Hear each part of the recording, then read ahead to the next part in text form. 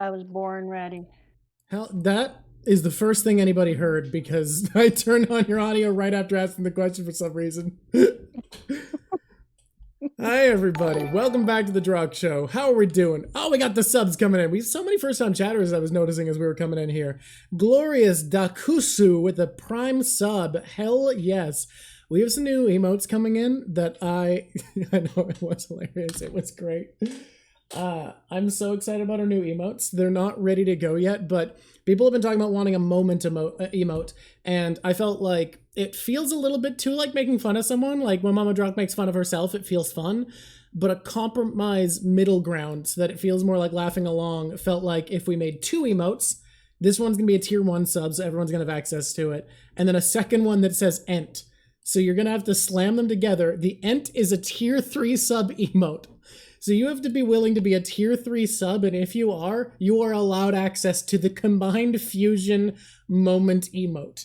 That's what we decided as a fun middle ground. I think it's a good middle to have for this. But never turn it into a drinking game. Never. Don't do the moment drinking game. Maybe on the edited streams where there's less like just less runtime, you could survive if you're tough enough. No, you'll die. It's called the dying game. A hype train is close, guys. We're close to a hype train. Twitch is telling me to tell you that. Twitch is saying, hey, remind everybody that hype trains exist and that we're close. I love it when things exist that I don't understand. I gotta bring up reference for today's art. I didn't thumbnail this one ahead of time because it feels like a simpler composition. Like, I have a pretty clear sense of what I'm doing today. It's a rectangle so far. How's everybody doing? Hey, Meta Owen subscribed to tier 1. Thank you so much. So many first times. This is exciting. Oh, hype train. The hype train? We've done it. We have the limited time exclusive emote chance for hype. I need to actually look into the details. Hype trains are so strange and esoteric to me. I've tried to understand them, but they're so weirdly complicated. I know that as you guys hype, we get more train, but I don't quite know what that means. That might be the best thing I've ever heard. As you guys hype, we get more train. We get more train. Yeah, that classic chestnut. Should we revel in the hype train a bit more, or should we get into it? What do you think? You know me. I was born ready. I said that right away. You did. That was the first. Anytime, anywhere. The first thing anybody heard. Hype train. Oh, we have 100% of something. I don't know what it is, but we've got it all. We have 100%ed. Okay. We have Matt Hatter with a gifted tier 1 sub. That's beautiful. We love to see the subs going around. Someone wants me to pet the boy. The stopping point is going to be 273. Stazzy Boy gifting, oh my god, a pile of subs. 5 tier 1 subs. Bellamy, you get pets. It has been requested that you get pets. Stazzy, you are incredible. Give the boy a treat. Okay, we got to revel in the hype train if it's give boy a treat time. You are so excited. Look at, he's so scraggly. He was so fluffy because my wife spent so long giving him little groomies, and then he went and wrestled at the dog park today and got all gross. He's just a scraggly little guy.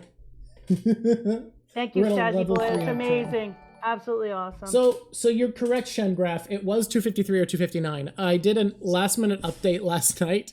It was very last minute because Mama Drock got to the point we set off to be kind of a good dividing point and just didn't feel satisfied with where it is, so I quickly found a new point that would be a better stopping point. So unfortunately, we did go a bit further. It's going to happen sometimes. Enjoyment is our first goal, so we're going to... Honestly... Let me tell you this. Let me tell everybody this. This will make it into the YouTube video. This is the start. I am 100% willing every day of the week to throw professionalism under the bus of fun. Fun is the bus that will demolish all walls. There is no border in this channel that fun will not cross. Truly, I will sacrifice all of you in the name of fun. Hopefully it doesn't come to that. But that's... that's such an insane thing to say, but I'll stick to it. The pedal goes up. Yeah, I was reading and I was like, I just feel like I'm nowhere.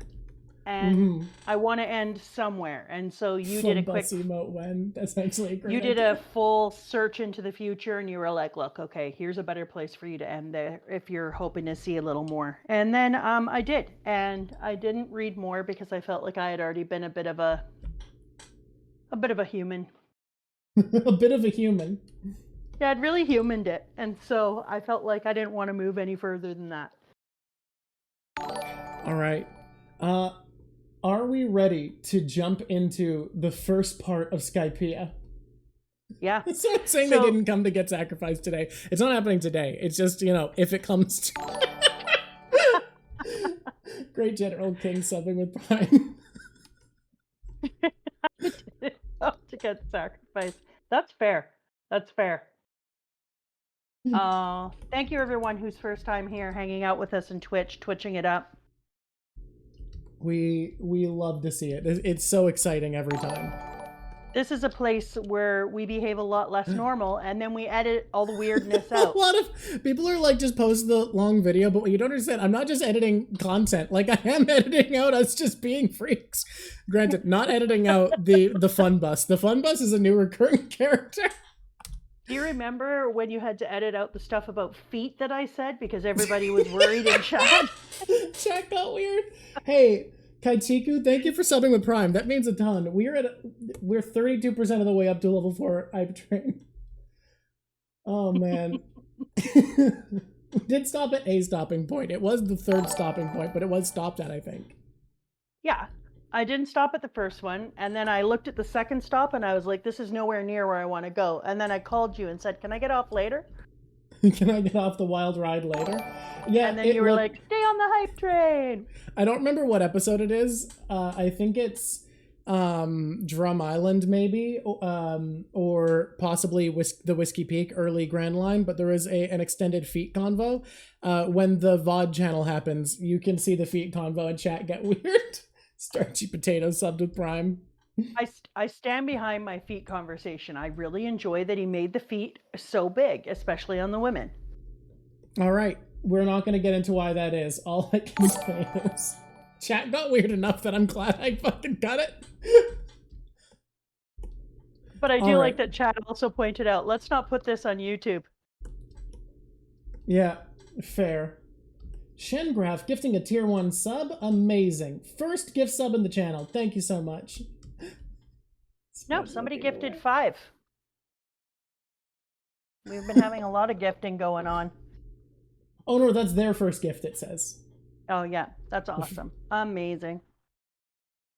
Okay, so I want to say off of the hop, who are you giggling at? Are you giggling at comments and chat? I'm giggling at the chatter that used the my face Pepe sweat emote. Just this is a good time for it.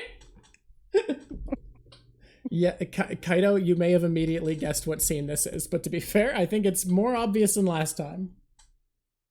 It is much more obvious than last time. Okay. So we talked about it. Whoa. What just happened to the screen? What just screen? Became all sorts of subs and stuff. Oh, holy shit. Someone gifted a pile of subs. That Mutron subbed with Prime, and then immediately after, an anonymous gifter gifted 10 subs? Oh my god, without even wanting credit. You are incredible. People are great. You all are. Feels like such an awesome community. We've been already so lucky. Considering how new this is, how great the community's been, is just incredible. You never know what you're going to build when you start something like this, and you have to do push-ups. Oh my god, there's so much happening. It's moving so fast, I missed it. Thank you for catching it. If I ever miss this one, it's cost so many points, people should remind me. You keep everyone entertained. We'll get back to it when I'm back. Alright, I'm going to talk about my brain. Okay, everyone, let's talk about my brain. So I had a big decision to make, and I said, I like that he counts them out. Yeah, count them out some more. And I decided that 5. Whenever we're doing this, one of the things that's most important to me is that I just really enjoy the process and I enjoy the story. And so we talked about it and decided that for me, I want to make my biggest predictions for arcs like this, where we're dividing them between a couple of things. I want to have all my crazy corkboard corner at the end of the arc so that I can really dive in and use the whole arc to pull apart. So everybody was like, oh, I can't wait to have Skypiea spoiled. And I was like, dude, I am not about to spoil anything partway through an arc. I love to pull everything apart at the end and look at all of its delicious little nuances. Doesn't mean there isn't things already happening here. It just means that the bigger spoilers are always, or the interesting things are always going to come at the end of the arc. But I am loving Skypiea. Visually, it is ridiculous. It's one of the most cool looking things. We open it up and get to Skypiea, and after we deal with I like how years ahead of time the person who ends up being the biggest problem here turns out is Amazon. It's the guardian to the gates of heaven. I laughed my ass off. I was like, oh, of course it's going to be something called Amazon. But before we get there, let's go inside of here and take a look at the giant octopus moment and coming up to Skypiea, and you think everything is just going to be hunky-dory and they finally got here and you're feeling so happy for them, and then boom, one monster after another, and then immediately they're attacked by people wearing absolutely awesome masks.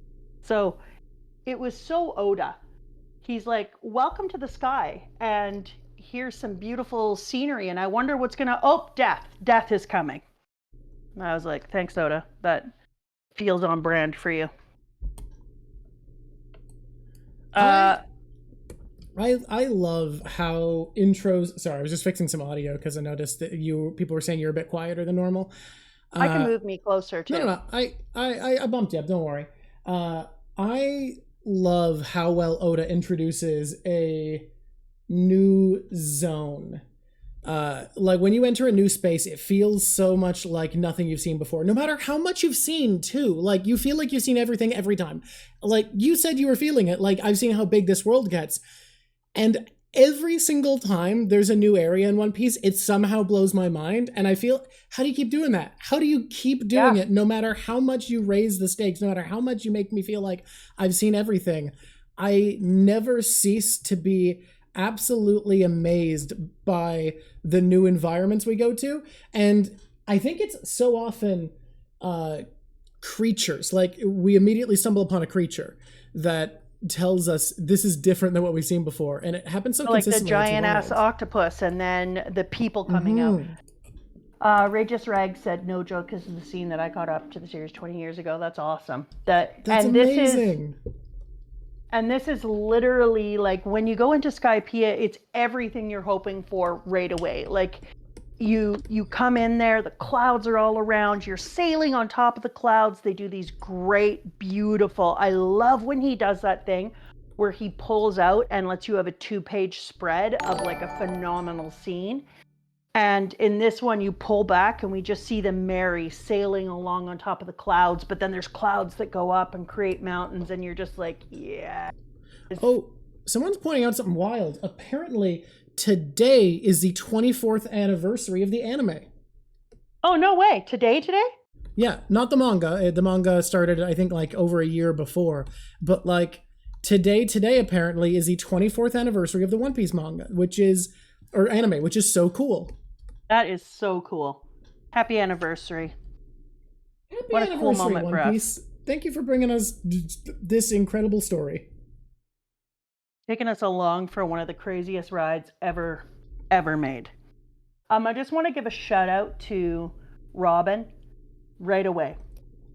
Because last time you were like, Robin's not doing much. How's Robin doing? Robin is bringing it. We start right away when Usopp decides to go for a swim, which is pretty brave when you consider that you're on top of clouds. So good brave moment for Usopp. And then immediately starts to sink through. Yesterday is the anniversary, just real quick, sorry. Oh, okay. Well, okay, and almost exactly. And then when Luffy goes to reach for him again, Robin putting her eyes all over his arm and hand. Come on. Genius. Ojo Fleur. Phenomenal moment. And it stops right at the top. I've already just said moment. How many times have I said it already? Here's the thing. We do not yet have the emote, so people cannot highlight it as easily, but I think so far you've said it like 2 or 3 times. Starboy says 10. Stazzy boy, there's no way there's been 10. Boy! Give Bellamy a then. treat. By the way, someone said I need to raise the channel point cost for deleting my art. Look, here's the thing. If you delete your art, you don't delete all of it. You delete a big section, and usually you'll redraw it better. You're a good baby. Pretty sure I saw a pet boy. People are debating how many moments it's been.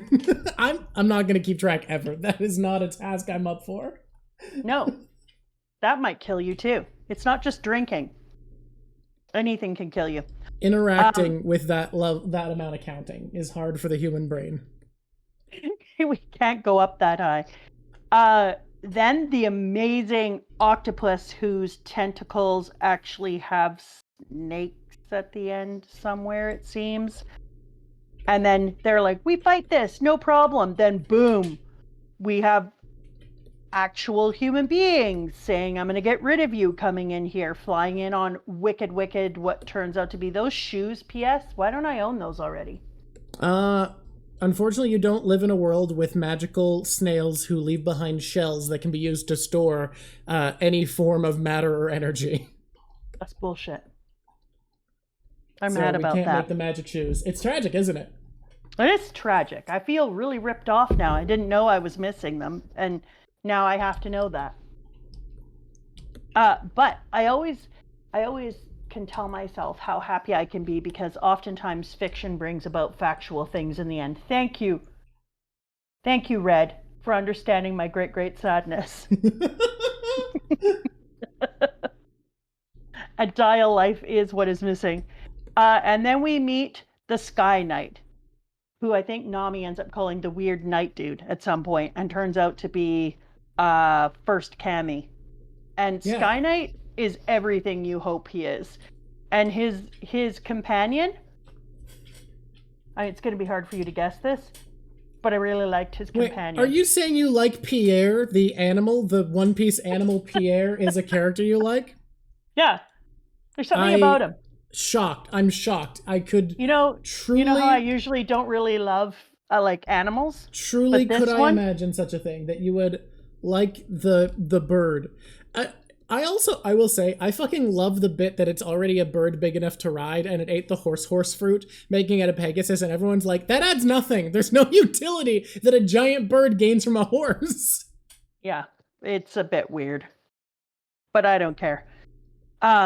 One whistle for 5 million X-tolls. Aww. And yet you still give one whistle anyways. Why? Because you can't stop being a benevolent leader. Aw, such a good boy. Well done, Weird Knight. I think, can we immediately talk about the interesting decision that I was talking about this, how different translators choose to either keep Kami as Kami or change it to God, because it really, like, Kami is the Japanese word for God, but in Japan, it's a lot less powerful of a word because there's so many Kami. Like, the Kami are just the most powerful spirits, because Shinto is an animist religion. We talked about last time, and in animism, there are powerful spirits in everything, and Kami is just a powerful type of spirit of the world, like the spirits that reside in things. So I feel, for me, I actually think like God is a better translation, because I know you told me you'd like me to stop saying Kami and say God. No. You don't need to. That's translation reading. The only one I'm going to correct you on from your translation is it should be Zoro instead of Zolo.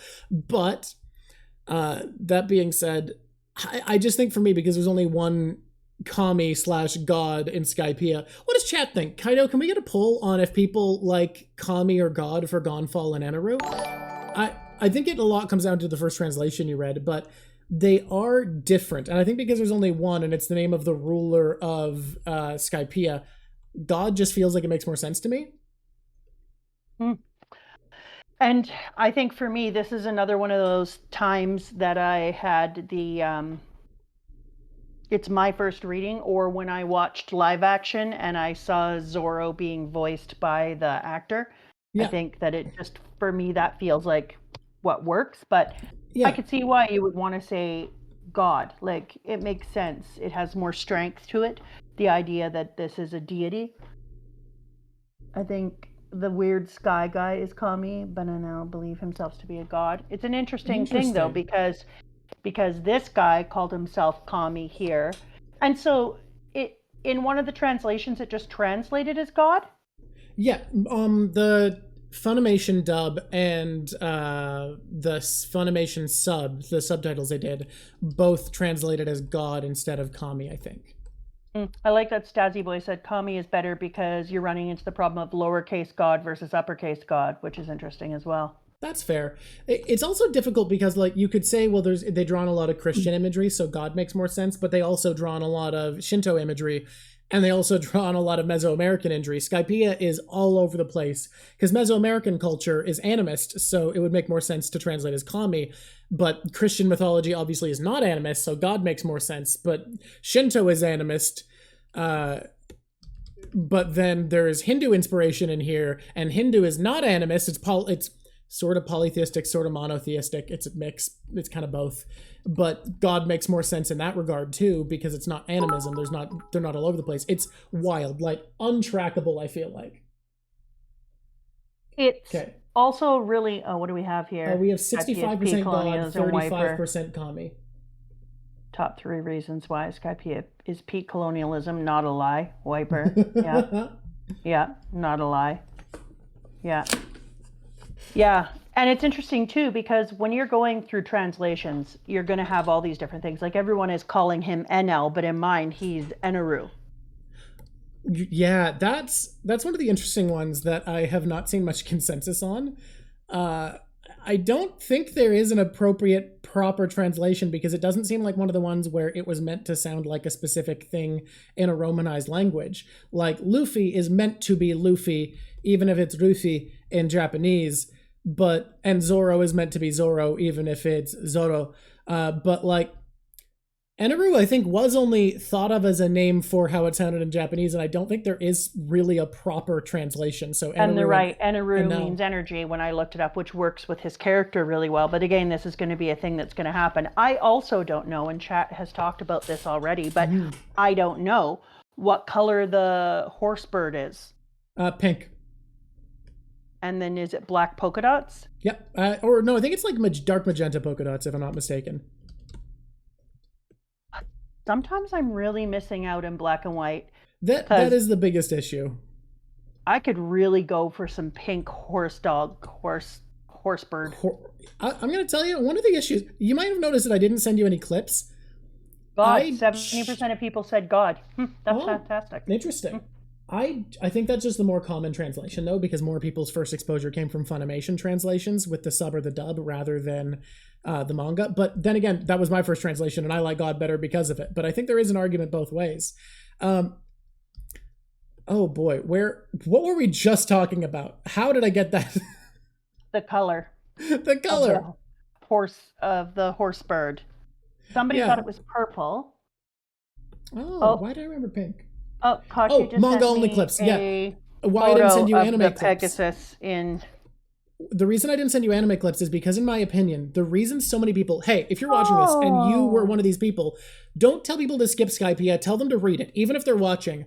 I genuinely, in my heart, believe the anime is at no point worse than Skypiea. There's a later arc that's very infamous that gets close to as bad, but I think Skypiea just sucks to watch for a lot of it. Like, it feels drawn out, it feels slow, and I think it's a great read. Like, it's one of the only arcs I've read beginning to end, even though I first watched it in the anime, because I wanted to have a better experience with it, and I was told it was better in the manga, and it just super is better in the manga. There's a few moments in the second half that I'm going to send you, but in the first half, I just can't think of anything the anime really zhuzhes up enough that it's worth sending you. Maybe the Tarzan swinging, actually. This person, I have opinions, but I don't know if she's read it yet. Hey, that's always the problem. That's a problem all the time. Go quickly check. Go quickly check where 273 is. I'm on 273, so you can have a peek and see whether your opinions can be voiced out loud. But yeah, there are a lot of people in the community who straight up say you should skip Skypiea, and I strongly disagree. Oh my God, no. But for me, I mean, you told me that you had some trouble with it because of the fight scene being so terrible, and God, the fucking ball guy takes forever in the anime. Is it Satori of the forest? Yeah. Fucking ball and guy. you were like, I hate that guy so much. I hate the whole scene so much, which I thought was kind of awesome. And Which is look at this person. I hate the ball guy. Oh God, Satori. But when you're reading it, it's actually not that long. Like it it's takes pretty place quick. pretty quickly. Yeah. When And you're watching it, also it's interesting. Mm-hmm. Okay, not to skip too far ahead, but let's just deal with this ball guy straight in his face. We're going back to classic Mom Piece episode 1 where we're just kind of jumping around because we need to dish on ball guy. Okay, so I just want to talk about ball guy for a minute. Bellamy. Because when you are watching ball guy, I hear that he is the worst. But when you're reading ball guy, you go through kind of an arc where you start in the beginning with classic Luffy, when he jumps in and does things before he's even had any thought about it, and doesn't let himself have some consideration, make a plan, etc., etc. He's just like, jump in, kill, attack. And then as you're watching it, they start to become more strategic, and it's almost like you can re-see the evolution of the Straw Hats and how they fought together, and they use each other's skills, including Usopp and Zoro. So you kind of get to see them reenact their entire learning curve they've had now while they're fighting Satori. So I kind of enjoyed it for that reason, plus it wasn't that long. I fully agree. In the manga, it really works well. I think it's actually one of the better henchman fights. I think it's, in the manga, I think it's the best henchman fight in Skypiea. But I also think Skypiea does have some of the weakest henchmen. Not strength-wise, but personality-wise. Mm. That being said, the manga doesn't make you sit through like 5 fucking episodes of that guy's stupid giggle. Sometimes One Piece laughs are great, and sometimes hearing them for too long kills your heart. Yeah. I don't know anyone's voice, so I make them up. The ones in my head are dynamic. And no, and it's Sanji, not Zoro. Sorry, humans. But I gotta tell you, I also, like, it'll just say that they laughed. It'll be like, ha ha ha, or whatever it is. And so the translators at Viz still aren't adding in the classic One Piece laugh where the laughs have defined characteristics. I didn't know that Blackbeard was a Zay ha ha ha, which is so good. Be cool. Or that Luffy at first, until I got to see the other thing, was she, which changed the way that I saw the D for Luffy, D for Monkey Lee Luffy. Normally I keep our flubs out, but you can't blame me if I keep that one in, right? You know what? I want it in. People should know. Monkey Lee Doofy. Monkey Lee Doofy. Okay, everyone's with me that ball guy's laugh is the worst. I also think, like, my niece was watching this at one point, and I saw a ball guy, and in English he's actually not as frustrating, but this was the first arc. When I was watching, I started in English because I think Funimation's voice cast is actually really good for the most part, but also beyond that, I like to draw while I watch stuff, and I can't draw while watching subbed anime. It slows me down, right? So I tend to lean towards dubs just because of multitasking. It makes me happier if I can be drawing while I'm watching stuff. But when I was a teen watching One Piece, the dub only went as far as the end of Alabasta. Funimation had only just caught up to where 4Kids stopped. I think Jaya was dubbed, but I don't think Skypiea was, because I'm pretty sure I watched it in Japanese. And Satori's laugh in Japanese is one of my least favorite sounds on planet Earth. I cannot express my hatred of Satori's laugh. That's amazing. The person who's done that comes on here, is a fan of Mum Piece, goes into the Druk show and cries. Look, that fucker's Japanese. Probably not. Probably not. There's probably enough Japanese One Piece content on YouTube for him to be satisfied. No, I'm gonna find him now. And English dubbed voice actor for that guy, I never watched a performance. But, well, I did briefly when my niece was watching in the background. I gotta say, slightly less irritating. Way to go. I have a question about your picture, which I usually don't, but I have a question. Oh, sure. Are you going to move that back now and show Robin in it, or no? I am debating Robin or no Robin. The thing is, I don't want to ever be just doing art of one of Oda's panels one-to-one, which is why I'm changing the angle and pose a little bit. Agreed. So there might be no Robin in this. We haven't fully decided. There's going to be an evolution. I had a feeling that you were thinking and trying to decide what you wanted to do. we're vibing it out. I played with composition a bit ahead of time, and what I decided was this is a very frenetic, energy-based piece, and Oda's gesture work in it is incredible, that I need to maintain that while doing some of my own posing and changing these a little bit. And I figured the best way to do that is just kind of vibe it out, see what happens, play by ear.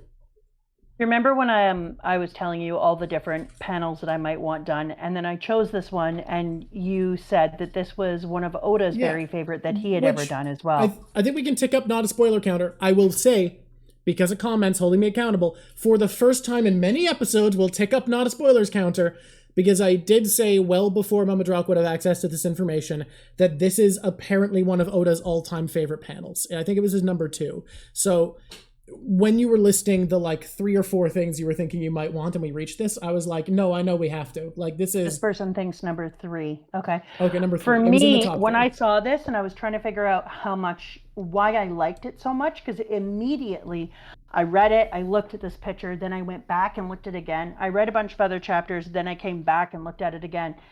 And then I was thinking about it just now when you were drawing it, and it reminds me of a bunch of different children's story, and one of them is Where the Wild Things Are. Oh, I can see that. Yeah. And so I think he did a really good job of kind of creating, in the midst of all these different incredibly crazy things going on, suddenly it felt like almost childlike, and like we were in the moment of a let go of yourself, dance like nobody's watching, enjoy the company you're in, have a Where the Wild Things Are moment. And it feels so good. These panels feel homey and hopeful. And I just kept coming back to it. Yeah, they're very alive. And it feels like you're one of the people in the forest dancing, or you're Robin, or you're Sanji, or I think it's actually Zoro who's sitting and watching from the side. So he gives you what you're hoping for sometimes. It's just like in the beginning of the story, now that we're going back, totally on pace, completely natural and fully linear.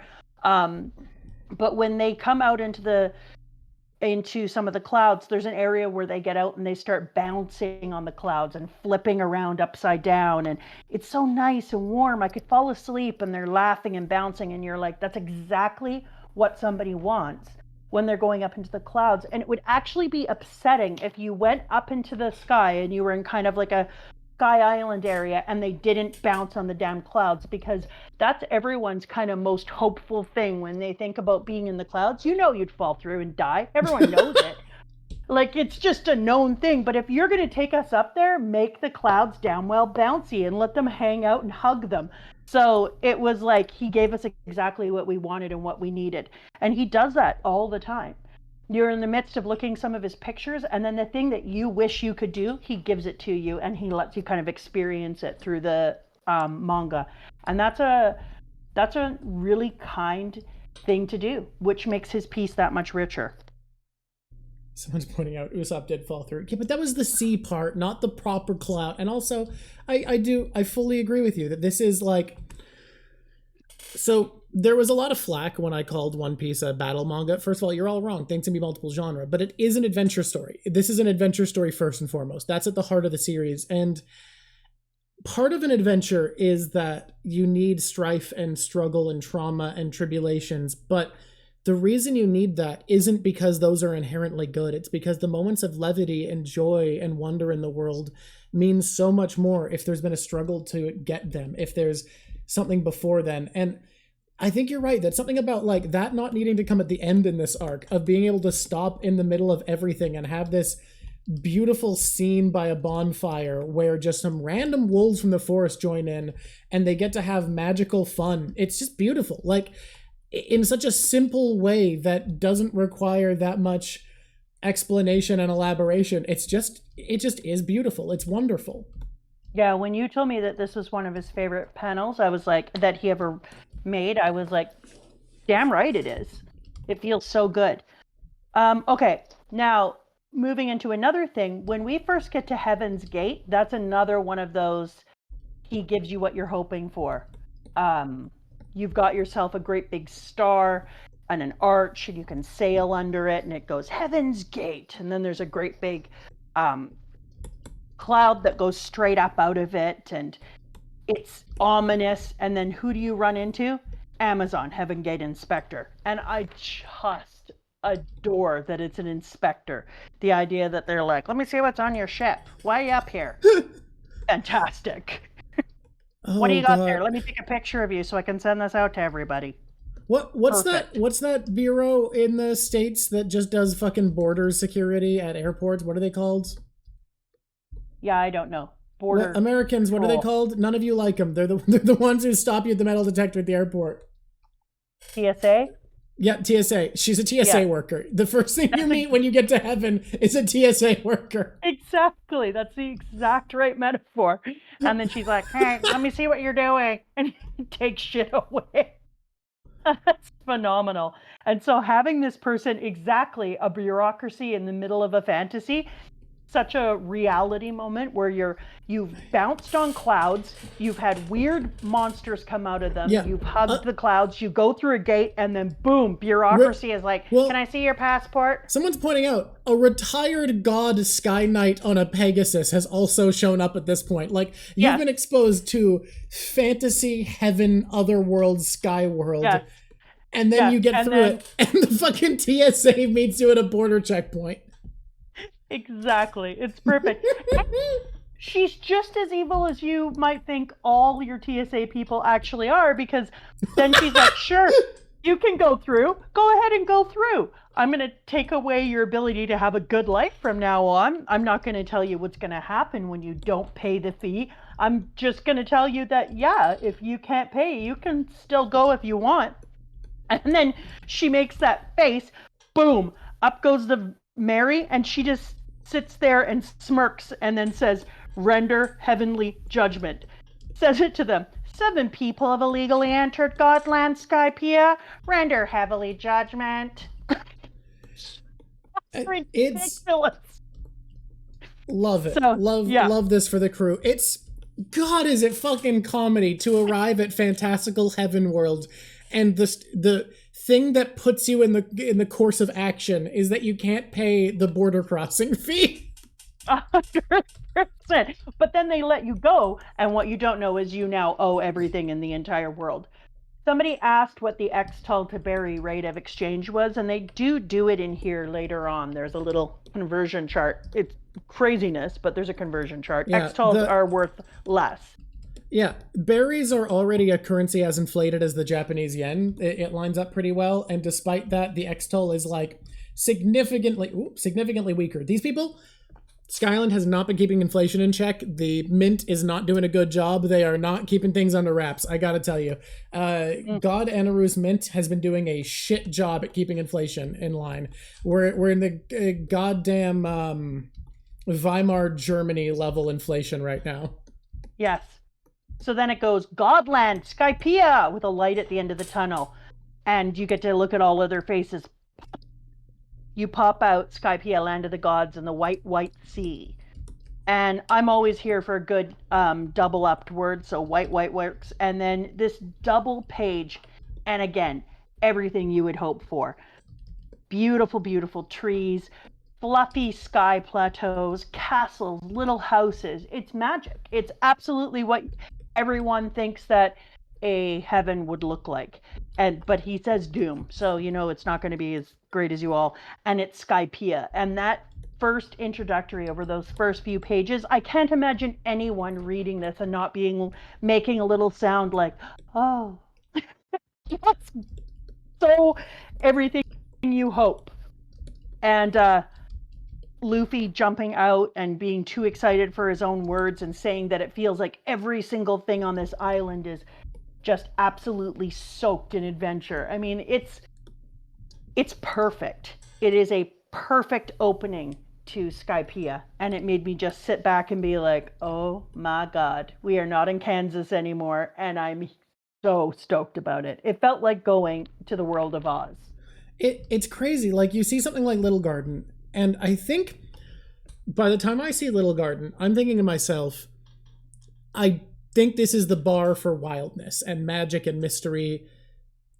And it's fucking not. Like, Skypiea happens and you see these houses made of clouds and people flying around on, like, jet skate cloud cannons and all of this shit, and immediately you go, oh fuck, no, I was not ready. I thought I had seen the extent of how magical we could get with this setting, and I was nowhere near close. And I think this is the moment for me where I went, oh, I'm never going to be done being amazed. And part of what makes it work is that it's not just escalation, because Jaya's kind of just an island for the most part.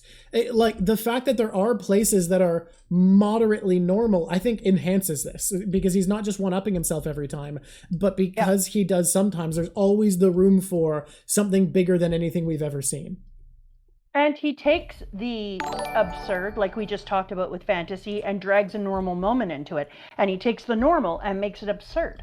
And that's when you grab people. Like, that is good stuff. And some people are like, oh, you're reading too much into it. No, absolutely not. You're talking about somebody who's poured their heart and soul into something for the majority of their life, not just their adult life, their life.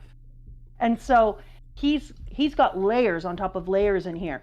And speaking of anniversaries, there was an SBO where they talk about, SBS, where they talk about, I'm going to say SBO. You do. I've noticed that SBS used to be an easier one for you, and you have switched to SBO lately.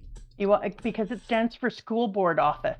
Oh, and I have so to that's send just in your mind to a the lot. SBO all the time. Okay. And you get emails all the time as a teacher from the SBO. So where was I? Oh, I'm in Skypiea. And so he does this really great job when you have suddenly somebody from the TSA inside of here. He does this really great job of putting the unexpected in a strange way. And so even though it's unexpected, it's also done weird. Like, hey, you're at Heaven's Gate with a TSA agent. Oh, hey, you're in the Sky Cloud area, but now there's going to be an area that doesn't belong here at all. Like, he just likes just a chunk of jungle. Just a chunk of jungle. So he just likes to throw something like, which, adore. Something I want to highlight, if I can get a little bit into my writing degree. What you're talking about is really interesting, because that's the difference between sci-fi and science fantasy. There's seen as two different elements. And one is, in science fiction, you take the extraordinary and make it mundane. Science fiction is about taking a world where people can do the unimaginable and it's meaningless to them. It's negligible, where breaking your matter down to nothing and being rebuilt from scratch is just the same as taking the bus or the stairs or the elevator. And you would have to do that in order to make people feel like they're in another world where that stuff has been invented over time and it's reality. Yeah. Whereas science fantasy is about taking the mundane and making it extraordinary. You take something that should be normal and you find an incredible edge to it. So you take something that should be the transit of, like, shipping something, and you turn it into, you need to go through the warp gate, and you could be attacked by pirate bounty hunter at any point. And what's interesting about One Piece is it is a genre called absurdism, which kind of is about doing both, because absurdism really takes the model of both of those, taking the extraordinary, making it normal, taking the normal, making extraordinary. And the whole point about absurdism is having a world where everything is extraordinary, but it's self-consistent. It takes itself seriously. It follows its own rules, even if it doesn't follow the rules we're used to. So One Piece being absurdism has to be able to take something absolutely magical and add in mundanity, because the cornerstone of absurdism is this is just a world to its characters. But what makes it different than the mentality of science fiction is it's still meant to always feel extraordinary to you. So you tend to rely on having a character who doesn't understand the world they're in. So the most common form of absurdism in the modern world is isekai. Isekai is incredibly common, which is a person being sucked into a fantasy world that works like a video game, which is perfect absurdism, because video games are self-consistent to their own rules, but they follow rules that are not the rules of our world. The reason One Piece works as absurdism is because while things are mundane to people, they are not mundane to the people who aren't from that area. So the Straw Hats, Luffy especially, are always amazed by everything they see, but people who are there, live in this world, understand it, it's normal to them, and treat it sort of mundane. And that's what makes One Piece a perfect example of absurdist. People will call it surrealist, but surrealism relies on inconsistency. Things aren't reliant on sticking to the same set of rules. And All right, you have to feed and pet the boy first while you're doing okay. I think I'm gonna end it there, where this is just Well, One it's Piece's peak interesting because this absurdism. person, the unrelated popcorn fire, said, "For us, heaven is a land made of clouds, and for the denizens of Skypiea, heaven is a chunk of earth." And that totally talks to what you were talking about. And that's exactly what's going on inside of here. And I think that's why he did such a tremendous job of it. And he took all of those things that you're talking about and just made a master's class of it. Mm-hmm. Where's the boy? The boy has already done his thing. There might be a small delay, so you'll be seeing him in a bit. Okay. So they meet the good angel on the beach, who's just playing her music and hanging out, and says Hesso. I love Hesso, by the way. What's her name again? Because I was going to say her name, and then I realized I'm remembering a different random woman the Straw Hats meet far later in the series, and I was going to say the wrong name. Yeah, it's Conis. Conis, okay. Yeah. The name I was thinking of was also 2 syllables and started with a C, so I guess there's a reason I conflated these 2 women. What do you think of Skypiea having small wings on their back? They fly. Yeah, they don't fly. I could have done with a little more flight. Sorry, they don't fly. Those wings, they for show. I mean, they're stunning, and I would like me some, just 'cause. But it kind of looks like me wearing wings from the dollar store that are for children, in that they're tiny and adorable, but they don't have a lot of purposes.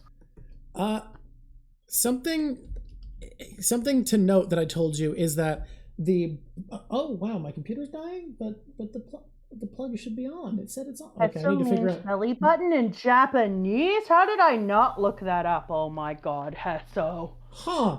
I thought it was just like a fun translation of hello, and in the Japanese they were saying like konnichiwa or something, and they needed a way to like, okay, that's funny.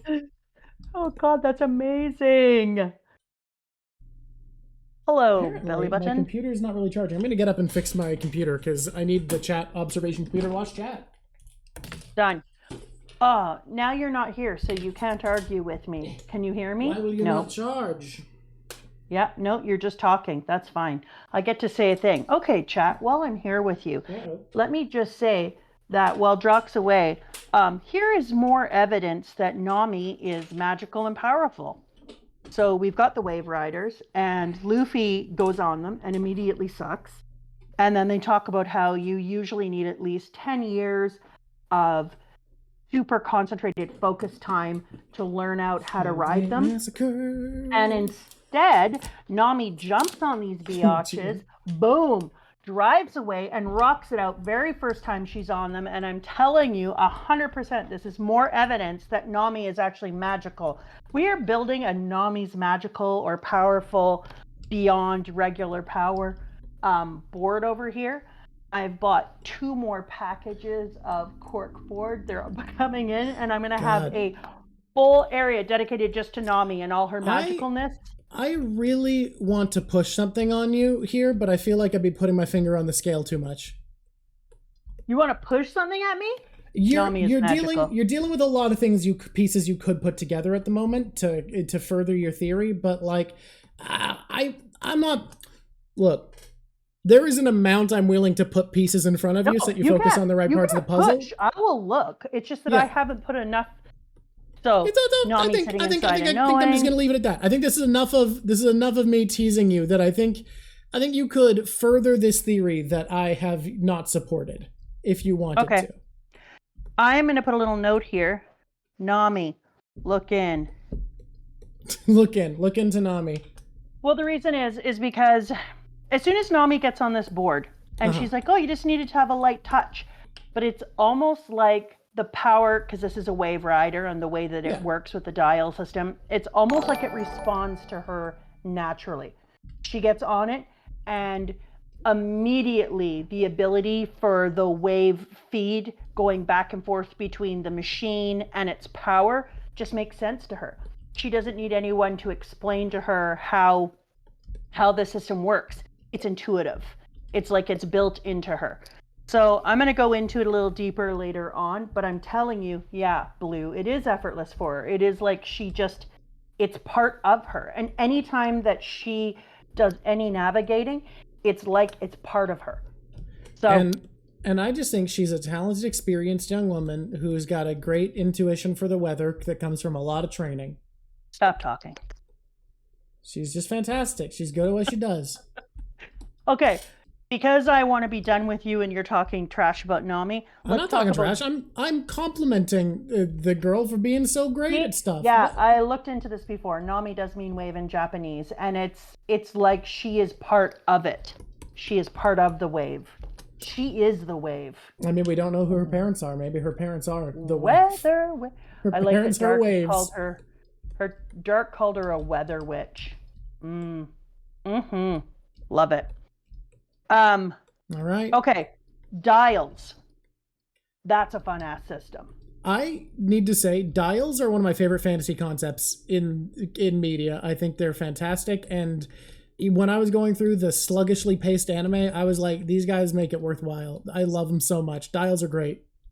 Yeah. I think I want to create a new list of the different types of technologies and pieces that are made in here because I haven't been keeping track of them. Things like log pose and dial, et cetera, et cetera.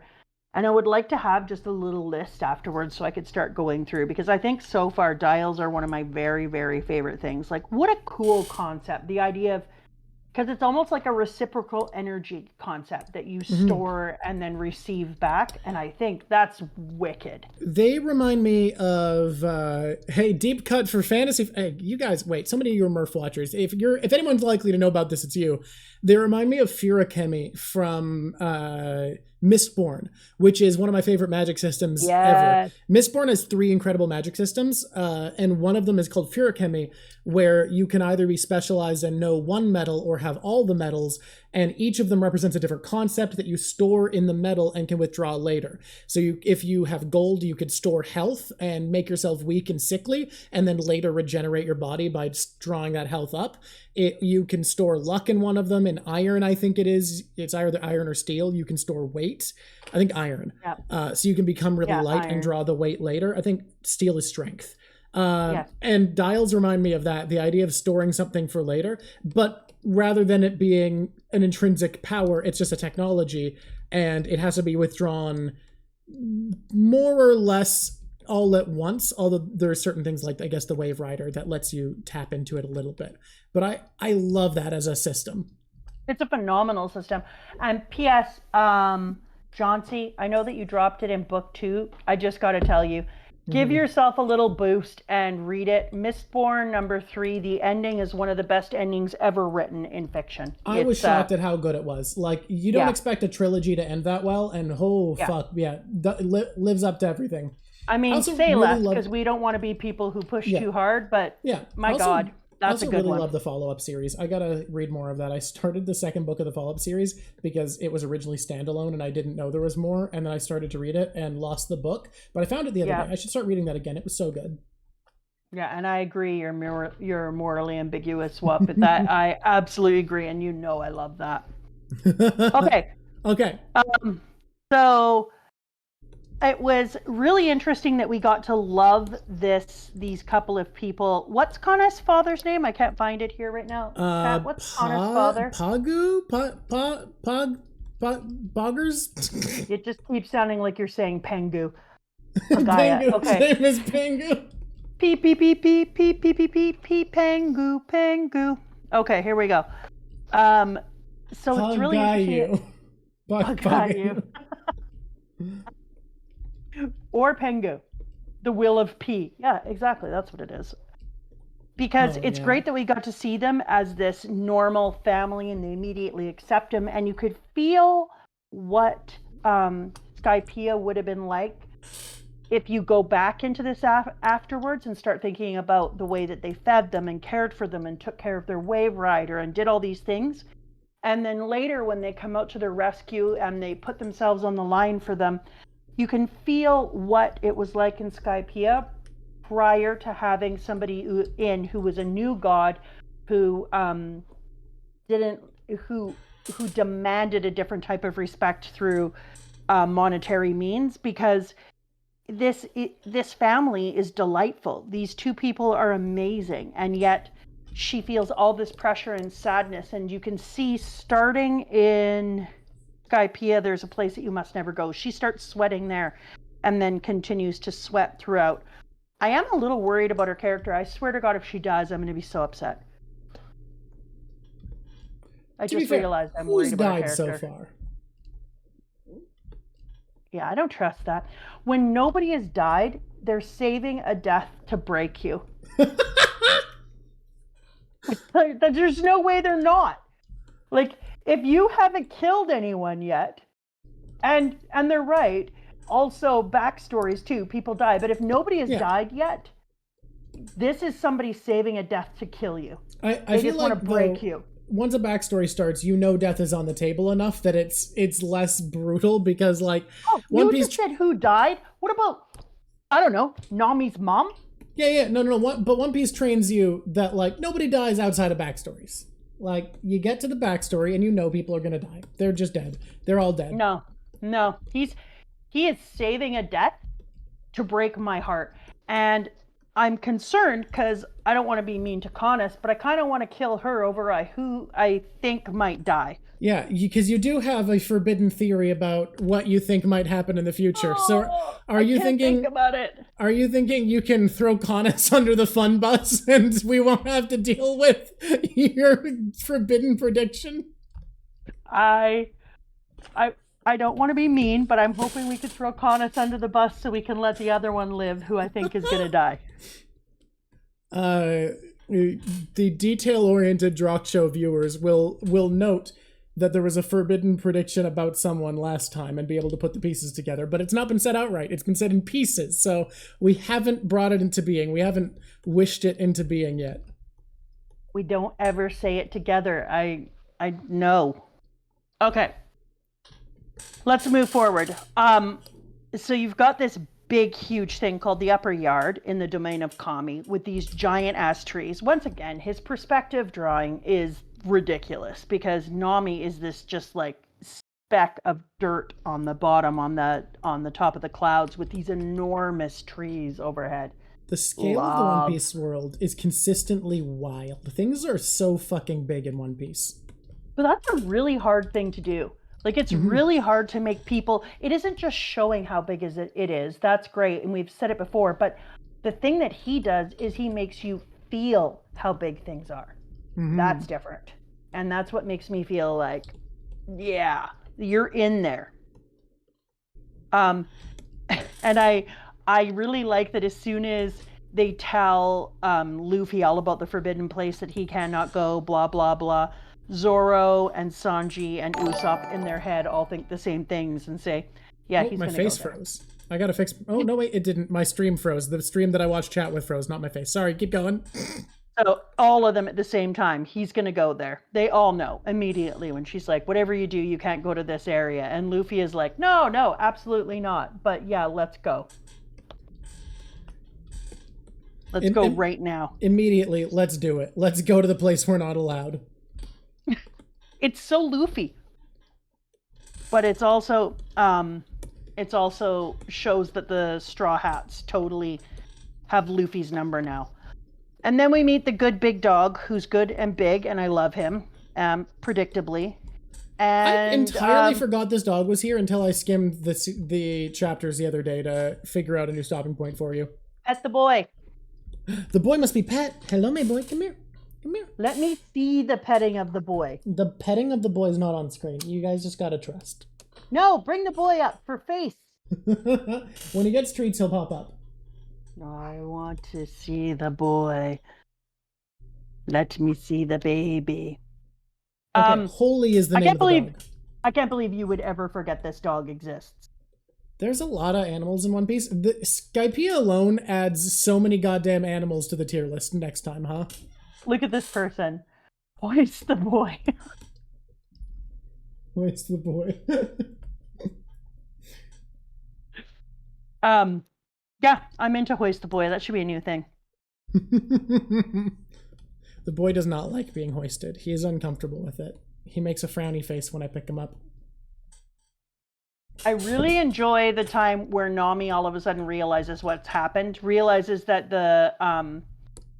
your TSA officer had said you'll have to pay the entrance fee of 1 billion X-Tals per person, and understands that because they didn't pay the fee that they were now in deep, deep trouble. Is it just my imagination, or does Captain McKinley of the White Beret Force of Skypiea Police, okay, the little thing where they put their fingers up as ears behind their head, is that so that they can mimic goats? Honestly, could not tell you. Because there seems to be goat people in here as well. Yeah, there are the people with like the weird horns and goat ears, but I wonder if that's just like body modification, because I don't know. Devils, this person says? Yeah. It doesn't explain what's going on, but if you look behind him and they're all hasso, which is belly button, which makes that so much funnier now. Thank you for letting us know. That's wild. Also, let's put out there, somebody said that Conis Fox is the best animal in this arc, and yeah, I love that. What about Big Snake? Are you trying to make me like Big Snake more than Fox? Well, it is our illustrious mod's avatar, so it feels fair. Oh, it's Nola. That's the name of it. Okay, the name has been said. Okay, I didn't know if it had.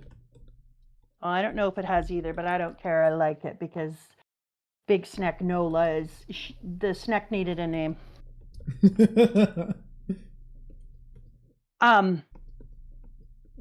Did I already talk? Yeah, I already talked about how the anniversary of Apparently this the name showing hasn't up. been Oh said no, I yet, so didn't. that was a In spoiler. 2002, when he wrote this, this piece here, that's when it first came out in the United States. So that's pretty cool.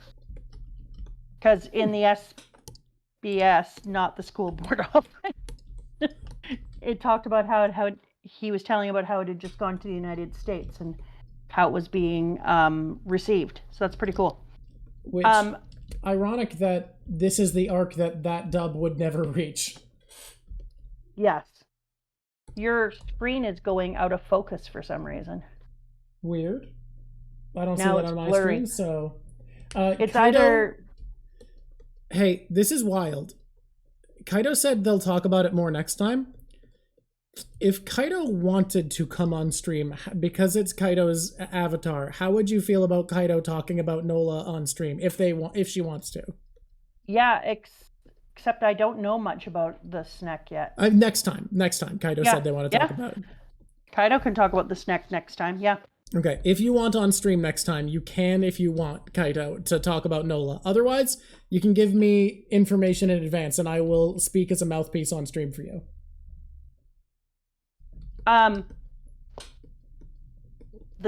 The whole White Beret battalion come up the beach like sneaky sneakersons, crawling through the jungle, but they're just out in public and everyone can see them. Just an excellent choice, I guess. Which leads us to them having to run away and realizing that they were in big, big trouble and would have to pay so much more money, and takes us eventually into Conis bringing them to her boat and helping them to escape, and then admitting that she had turned them in and called the police. And you could see her sweating. And I loved it because you think that that would be kind of like this person who said that they love their outfits. I do not disagree. Their outfits are primo. But you think that that would be kind of the end of a friendship. You get to a point, but then you wouldn't know Luffy and you wouldn't know the other Straw Hats, because rather than when she says, we're not allowed to do this and now this and this would happen, and then they look at her and rather than getting upset, they're like, so you weren't supposed to tell us and you did? And she's like, yeah, I had to let you know because you're in so much trouble. And they all scratch their heads and she's like, I'm so sorry. I called them. And they're like, and now why did you just tell us that? Now you're in trouble. So rather than getting in a total Straw Hat moment, absolutely what we expect of them, rather than getting all pissed off that she turned them in, they get all pissed off that she put herself in danger. And I was just like, oh, I'm so proud of you guys right now. I just want to high five you. I love the crew getting mad at her, not for turning them in, but being like, if you're gonna do this to keep yourself safe, don't ruin it by telling us what the fuck. Yes, and then these boys rescue her through the hole, pull her up, and then along comes the strange old man, Camus #1, and picks her up and says, "Don't worry, I'll keep her safe." Did you just call him Camus #1? Oh yeah, I did. Okay. You're welcome. Yeah. I turned Conis and Cammy into Camus. Good for me. A type of edible lily. Oh, well, the root is, at any rate. The Cammy and the Conis into Camus. Yeah. But then when they get on her boat, you know what Luffy's saying. I think this boat is so cool. This rowboat. I'm going to call it Raven. It's a Raven boat now. Okay. That's perfect for this to be Raven because this story from now on, up until this moment, you're like, oh, we're in the sky and it's about this and it's about this. And then from this moment on, you're like, oh, and also colonization. This is a story about colonialism, motherfucker. This is a story about religious zealotry, colonialism, dictatorships, the might makes right policy. Yeah, exactly. Double down on colonialism. Which is why it's perfect that we're in a Raven boat, because Raven has such a huge place inside of any creation stories or any stories in indigenous narrative. Well, so yeah, it couldn't be more perfect. And our good friends, the Shandians, draw from Mesoamerican inspiration. And you think so? When part of their name is basically Indian. Fair. And the Raven tends to be in Mesoamerican mythology, a lot of them, which is another animist mythology. The Raven tends to be the go-between between the layer of the divine and the layer of the animal. Perfectly, exactly. So Raven is in the heavenscape, and they're riding on Raven, who's taking them deeper towards the deities. So it's so perfect as a vehicle to take them deeper towards the deities. And then we get there, and you realize that he has basically taken all the different types of indigenous nations and put them together into the Shandians. It's like literally playing mashup of indigenous peoples. Like a who's who of First Nations tribes. Oh my God. I saw teepees beside totems and welcome poles. I was like, oh my God. It would be offensive if this was supposed to be a real depiction of First Nations people, but since it's just taking inspiration, I think it works. Yeah. I had the same moment where I just stared at the page and then went, yeah, okay. Okay. Then they have to choose how they want to do their challenge. Challenge of the ball, challenge of the string, challenge of the iron, or challenge of the swamp. And they chose ball. I knew they would. I would have chose string. Yeah. They chose ball. Yeah, what would you have chose? Let's do a poll. You don't know what they are. You don't know what they are. What do you pick? If you were at the gates, what have you would you have chosen ball, string, iron, or swamp? Swamp is definitely out for me. I'm definitely not taking swamp. Swamp feels like you will drown and die, and we've got Luffy, and Luffy doesn't need any more moments going into the water. Stuck in mud, which feels like a part of swamp that's gonna happen. My God, FB's, you would have chosen iron? Iron feels bad. Iron's a no-go. It's between string and ball for me, you know? Like, those feel like the least hostile items present. Here's the thing. I think I would have picked ball too. Hear me out on why. Okay. The idea of a really strong, fine thread slicing through me is awful. Ooh. And that's what comes to mind when I think of challenge of string. Is like some spider silk string. I would not have thought about string going through me. That's disgusting. Just like a fucking garrote, or like someone set up razor wire on a racetrack or some shit. Whereas for me, when it's a challenge the ball, I thought of something squishing me up and turning me into a ball. Oh, bad. Yeah, that's also bad. So I guess it depends on what you imagine most brutally. Iron, Yeah. I don't imagine anything specific brutal, but I just hear it and I'm like, I don't want to do something called the Challenge of Iron. I hear iron and I just think, yeah, I'm gonna be run through with a spear. Yeah, there's spears and spikes and shit. Like everything, most bad things can or are usually built of iron. Swamp, I just feel like I am gonna be swamped. Swamp's unpleasant. You know, I'm leaning swamp more and more now that you've brought being crushed into a ball into my mind. Oh, for me, I immediately started to think about how there was gonna be some human scooper that was gonna scoop me up and crush me down. Pick your poison is the most perfect thing. Okay. Wow. God, this is hard. It's hard to know. It's hard to know what to pick. Oh, they're all so bad. Yeah. I mean, you're in enemy territory, and it's like a challenge where they're just testing you to see if you're worthy of meeting their god or whatever. And you hear all that, and you go, this isn't going to be pleasant no matter what. Read the tale just arrived. We are deciding which one you would have gone into in the choice of the trials. Trials. Challenge of ball, challenge of string, challenge of iron, or swamp. Keeping in mind that you don't know. This person, iron is the double you know. Interesting. Yeah, it's not a lie.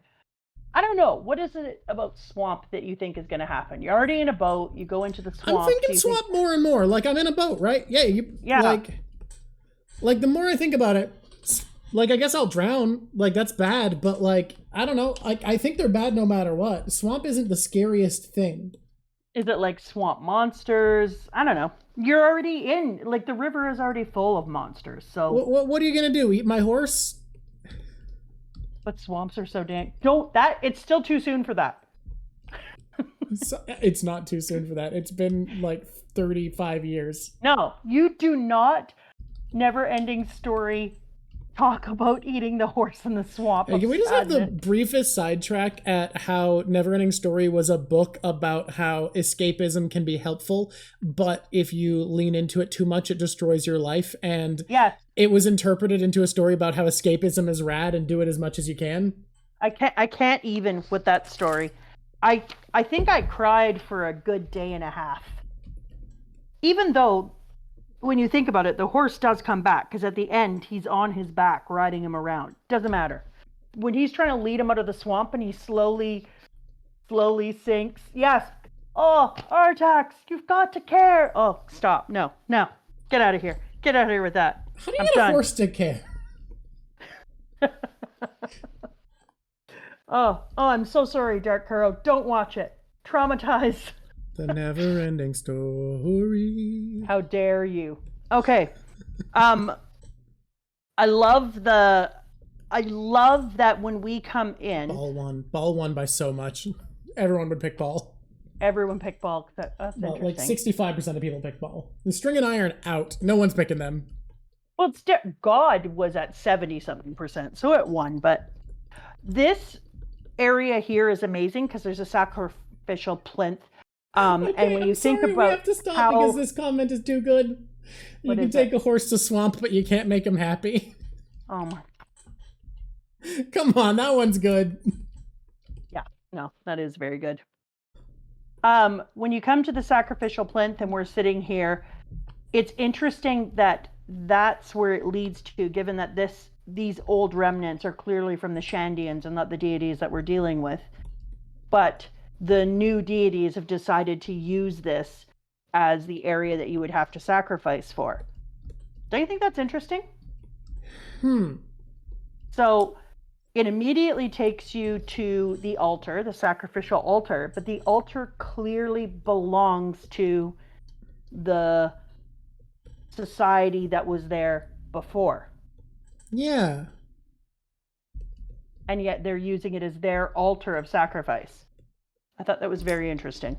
Definitely making a statement about colonialism. I mean, they are in general with the idea of things that are sacred being taken for new purposes by the fact that the Shandians aren't allowed to be in the upper yard, which seems to be their homeland, because the Skypeans have decided it's sacred, even though they don't use it. They've imposed No, the religious importance Skypeans have onto it. decided it's sacred, which is the exact same thing that colonial people did to First Nations people. So you're talking about like, we've decided to take your totems and put them inside of museums because we're protecting them from weathering. And then the First Nations people are like, they're supposed to weather, rot, and return to the ground and return their spirit and their essence because that's where they belong. And to an extent, it makes sense because they get so little from the Blue Sea that Blue Sea Verth is seen as sacred to them. Like, each bit of Verth they are sent is a blessing from the gods. That's their religion, which makes... for you? It's Varst for me. Oh, Vars? Okay, Verth is how I saw it translated. But every piece of earth is sacred to them because it's a gift from the gods. That's how they see it, because it's this rare, powerful thing that they don't have access to normally. So it absolutely makes sense that originally they had a religion where each piece of earth was sacred and needed to be treated with respect because they didn't get much. But that doesn't jive well with people coming up and it being their actual physical home. And you can understand why people be like, why are you misusing it? Why are you abusing this and just like treating it normal? That's not okay. This is sacred and holy. While those other people are like, what the fuck are you talking about? This is our home, and disregarding that it's sacred to them in a different way. Like, which is the exact perfect thing to do with colonization. But it's even more amazing how they're saying, you don't understand how things like this sacrificial altar are so important. And this is something where we do our great ceremonies and we make you sacrifice yourself to our god. And the Shandians are like, you freaking kidding me? That's our society. Yep. Where do you get off co-opting it as your own sacred place? Someone's pointing out they weren't even using that land dynamic comes up in this, which is so perfect for us. It's a story about colonialism. I also want to say, like, something I really like how it plays is, even though you fully understand where the Shandians are coming from, it does play into what one of the hardest parts about colonialism is that it's an evil that damages cause no-win situations. Where do Wiper and the Shandians deserve their land back? Yes, they deserve to have land where they can exist. They don't deserve to be outcast. But also, the modern day Skypeans didn't take it from them, and they don't deserve to be attacked and to have their life disrupted based off of what people in the past did. And there is not an ethical solution to this that gets everyone what they deserve. And that's what colonialism does. It creates a situation where it's impossible for everyone to have a just ending. And it's perfect too in this situation because the Skypeans aren't traditionally from this area either. Their area was brought up here. You mean the Shandians? The Shandians. Their area was brought up here to where Skypiea is. They're not original people of this territory, but the territory itself, they are original. So it's something that we're doing right now in my First Nations 12 classes. We're talking about how there were all of these different papal bulls put out and all this evidence saying that the colonial perspective is that land only gains value through its use and what happens to it when man interacts with it. So the idea that land is way back in the day only worth $5 per acre if it's been tilled and worked on, whereas if you had come to what was Canada, then it was, maybe a penny, maybe less for an acre of land because it hadn't been touched yet. And that value only comes through the interaction between the land and human, and the land itself doesn't have value on its own. Whereas it's interesting here because it feels like they're saying this land had value. It had been a society's land. There are remnants and there are artifacts that show this was a land, but now this is so important to us and Vars is so important that we have to pull you away from it. You can't interact or live on it because you don't understand its worth. And the people who are from there are like, it's only worth what we made it worth. And can I just say how cool it is that a great way to express one side's dilemma to the people who aren't usually used to associating with them is to turn the tables like that. And I think usually that's done really lazily. Like, you see people who are like, what if black people kept white people as slaves? And that's their way of getting the shoe on the other foot. But I think it's actually more effective to do something deeper like this, where it inverts the cultural beliefs, where the cultural beliefs of the colonized are, this land is important because it's physically helping us. And the belief of the colonizer is, this land is important because of what it intrinsically is. And it's still a story of colonization, but you kind of understand it better if you come from one side by seeing it flipped, I think, because you see yourself more accurately in the other side. Jews ask machine. Exactly. The thing that I was talking about was exactly from John Locke. That's precisely what John Locke said. Yeah, and so it's pretty cool that Oda does this because he takes all these different indigenous groups. Wait, can you hear my pup making all the noise in the universe? I can hear little barky barks.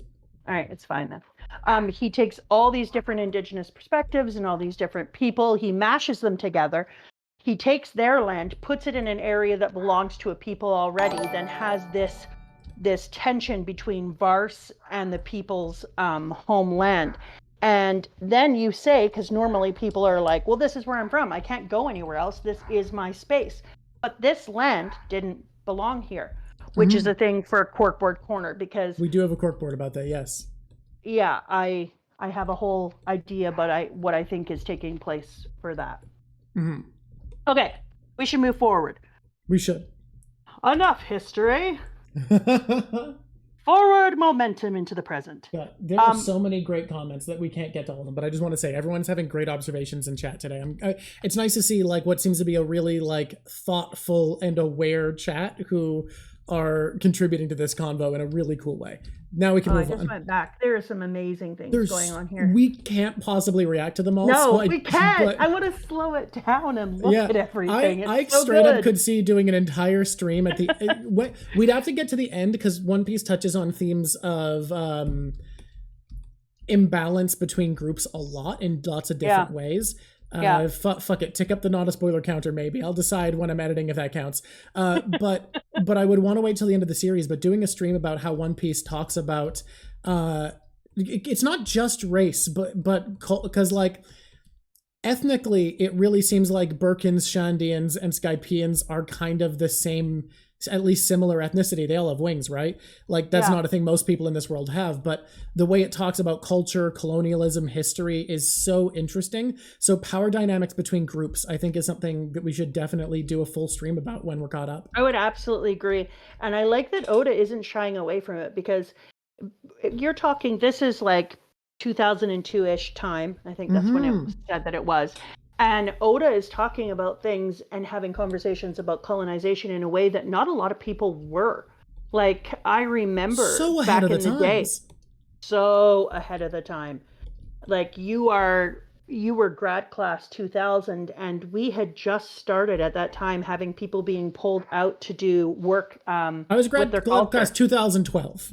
No, but you went into school in 2000. Oh, okay. And so you were being pulled out for classes doing work with indigenous culture. And that was a very, very, very new thing. And here Oda is in 2002 as a Japanese person making these types of observations and making people, and I like that this person said making people uncomfortable. Yeah, because it reminds me of something. We have an artist named Emily Carr in Canada. And she popularized Haida art by painting it and by putting it in a lot of her work and by going up into this area. And people became great lovers of Haida art because they were used to it. It was familiar. It no longer seemed like this thing outside of them that seemed frightening. Suddenly the Haida art seemed like something that was approachable, and she gave it value by valuing it. And it's interesting when you have somebody who's Japanese coming at a topic of colonization and racism in a way that's, he's pushing the comfort boundaries. But really good fiction only happens when you push the boundaries of comfort. God, we got to move on from this at some point, but I just want to say how much more impactful it means coming from Japan. And I think like partly this is because the average Japanese person is far more progressive leaning than the Japanese policies. I think I've said before on stream, Japan is one of the least representative democracies of the developed world. Like the policies of the ruling class match up more poorly with the beliefs of the average person than basically any other developed nation. That being said, though, Japan, especially in 2002, it was and is a country that has actual policies regarding like ethnic purity. Like that's actually a goal of the country to this day. So anti-racist messages from Japan that are ahead of the time. Like, it really say that Oda is a bonkers progressive person. Yeah. There's a lot of times that people who are Japanese, half Japanese, say that they still, in Japan, they don't feel like a Japanese person. Because they're not accepted in the same way as somebody who is full Japanese. Yeah. All right, we're moving ahead. We're moving ahead. We will absolutely, once we're caught up to One Piece, do a stream all about power dynamics and groups and depression in One Piece, though, because this would be such a fun convo, and Chad has a ton to add, it seems like. Oh, chat is here for it, and like so thoughtful. Absolutely. So we get mantra. We're not going there yet. We're almost at mantra. First. Yeah. So, we're in the fight you hate. Watsuba. That's amazing. Thank you. Okay, now we can move. We just 5 gifted subs so much. I feel like I have to publish it. No, we should end. That's totally fair. Thank you so much. Mantra time. Oh yeah, you told me about that. That's amazing. Mantra.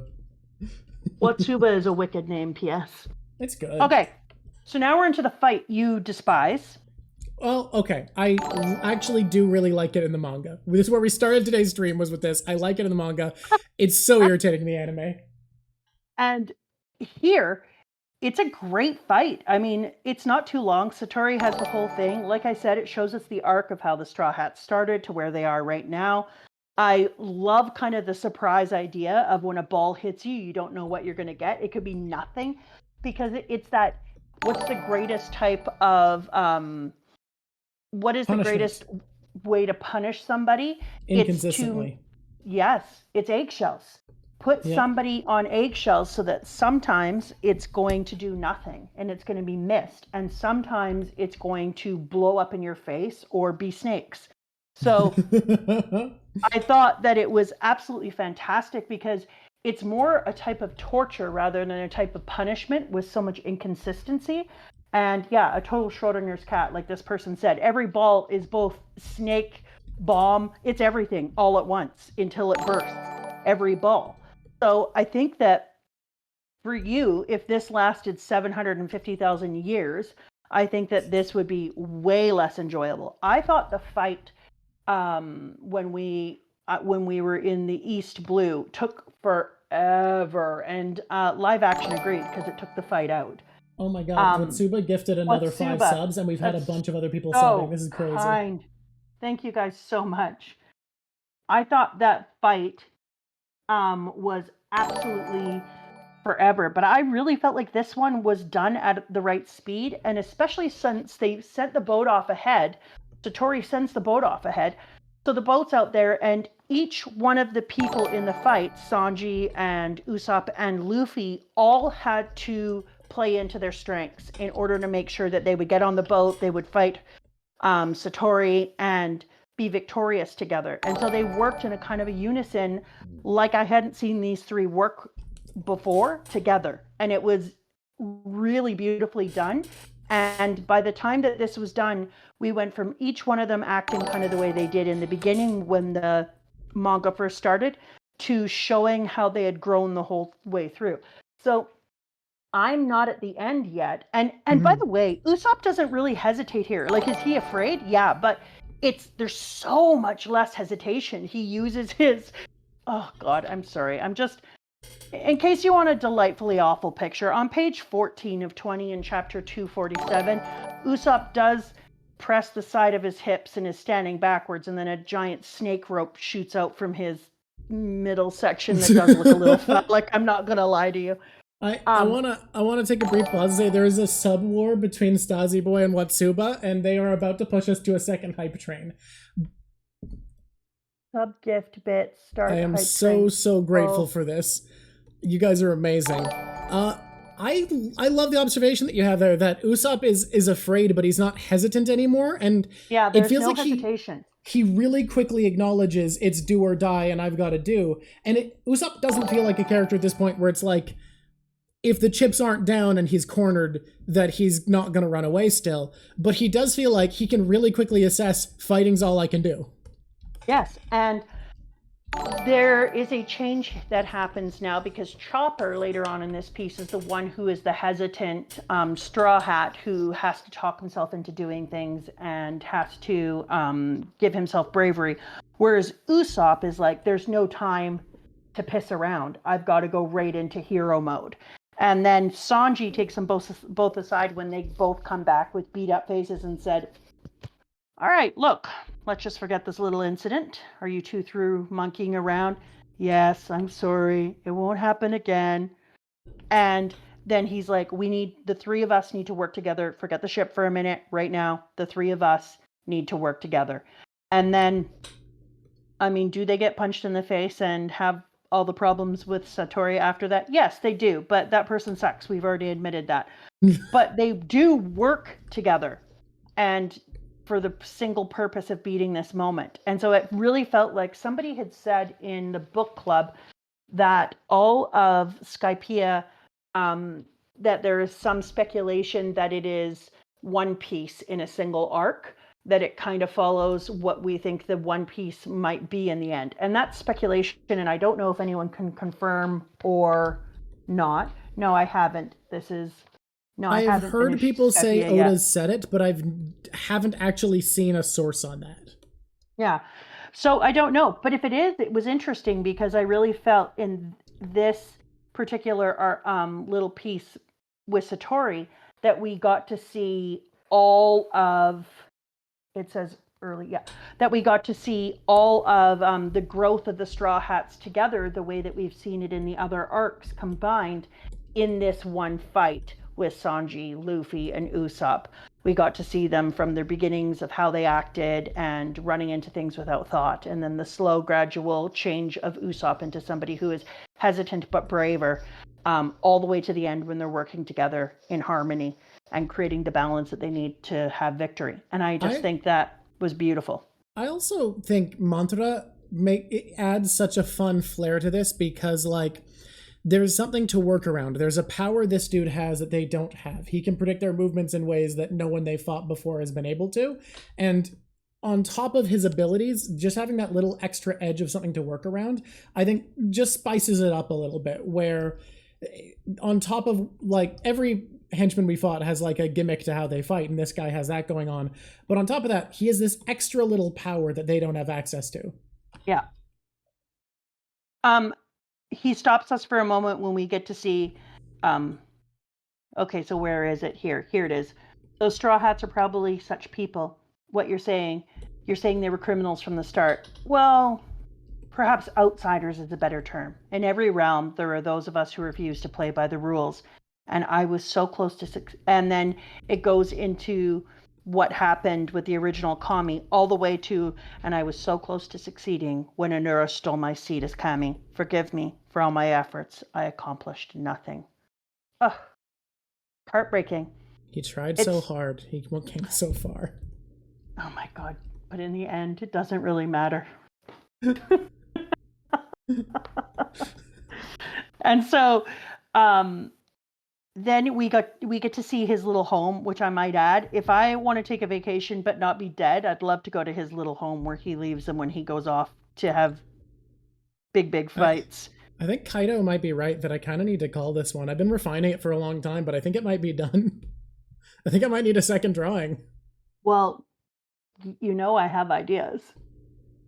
You do, but I don't know if I have time to do your ideas here. Let's get the Why don't you draw me in the submarine the way that we wanted to? You know, why not use this for some working on emotes? Yeah. All right, keep going. Okay.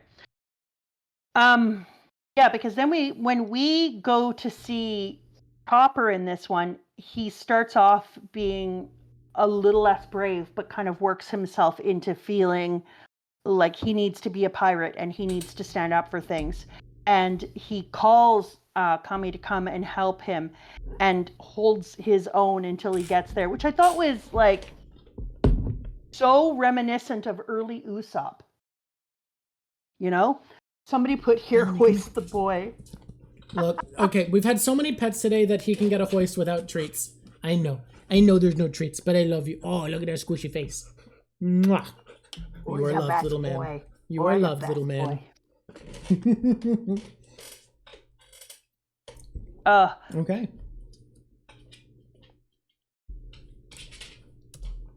Okay. What's the name of the bird that this dude is riding?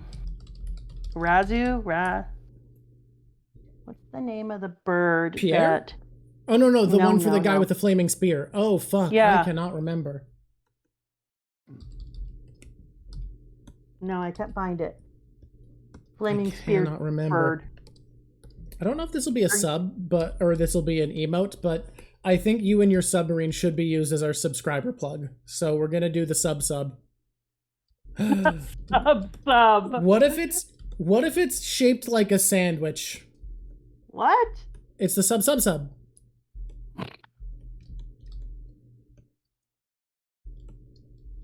Yeah, okay.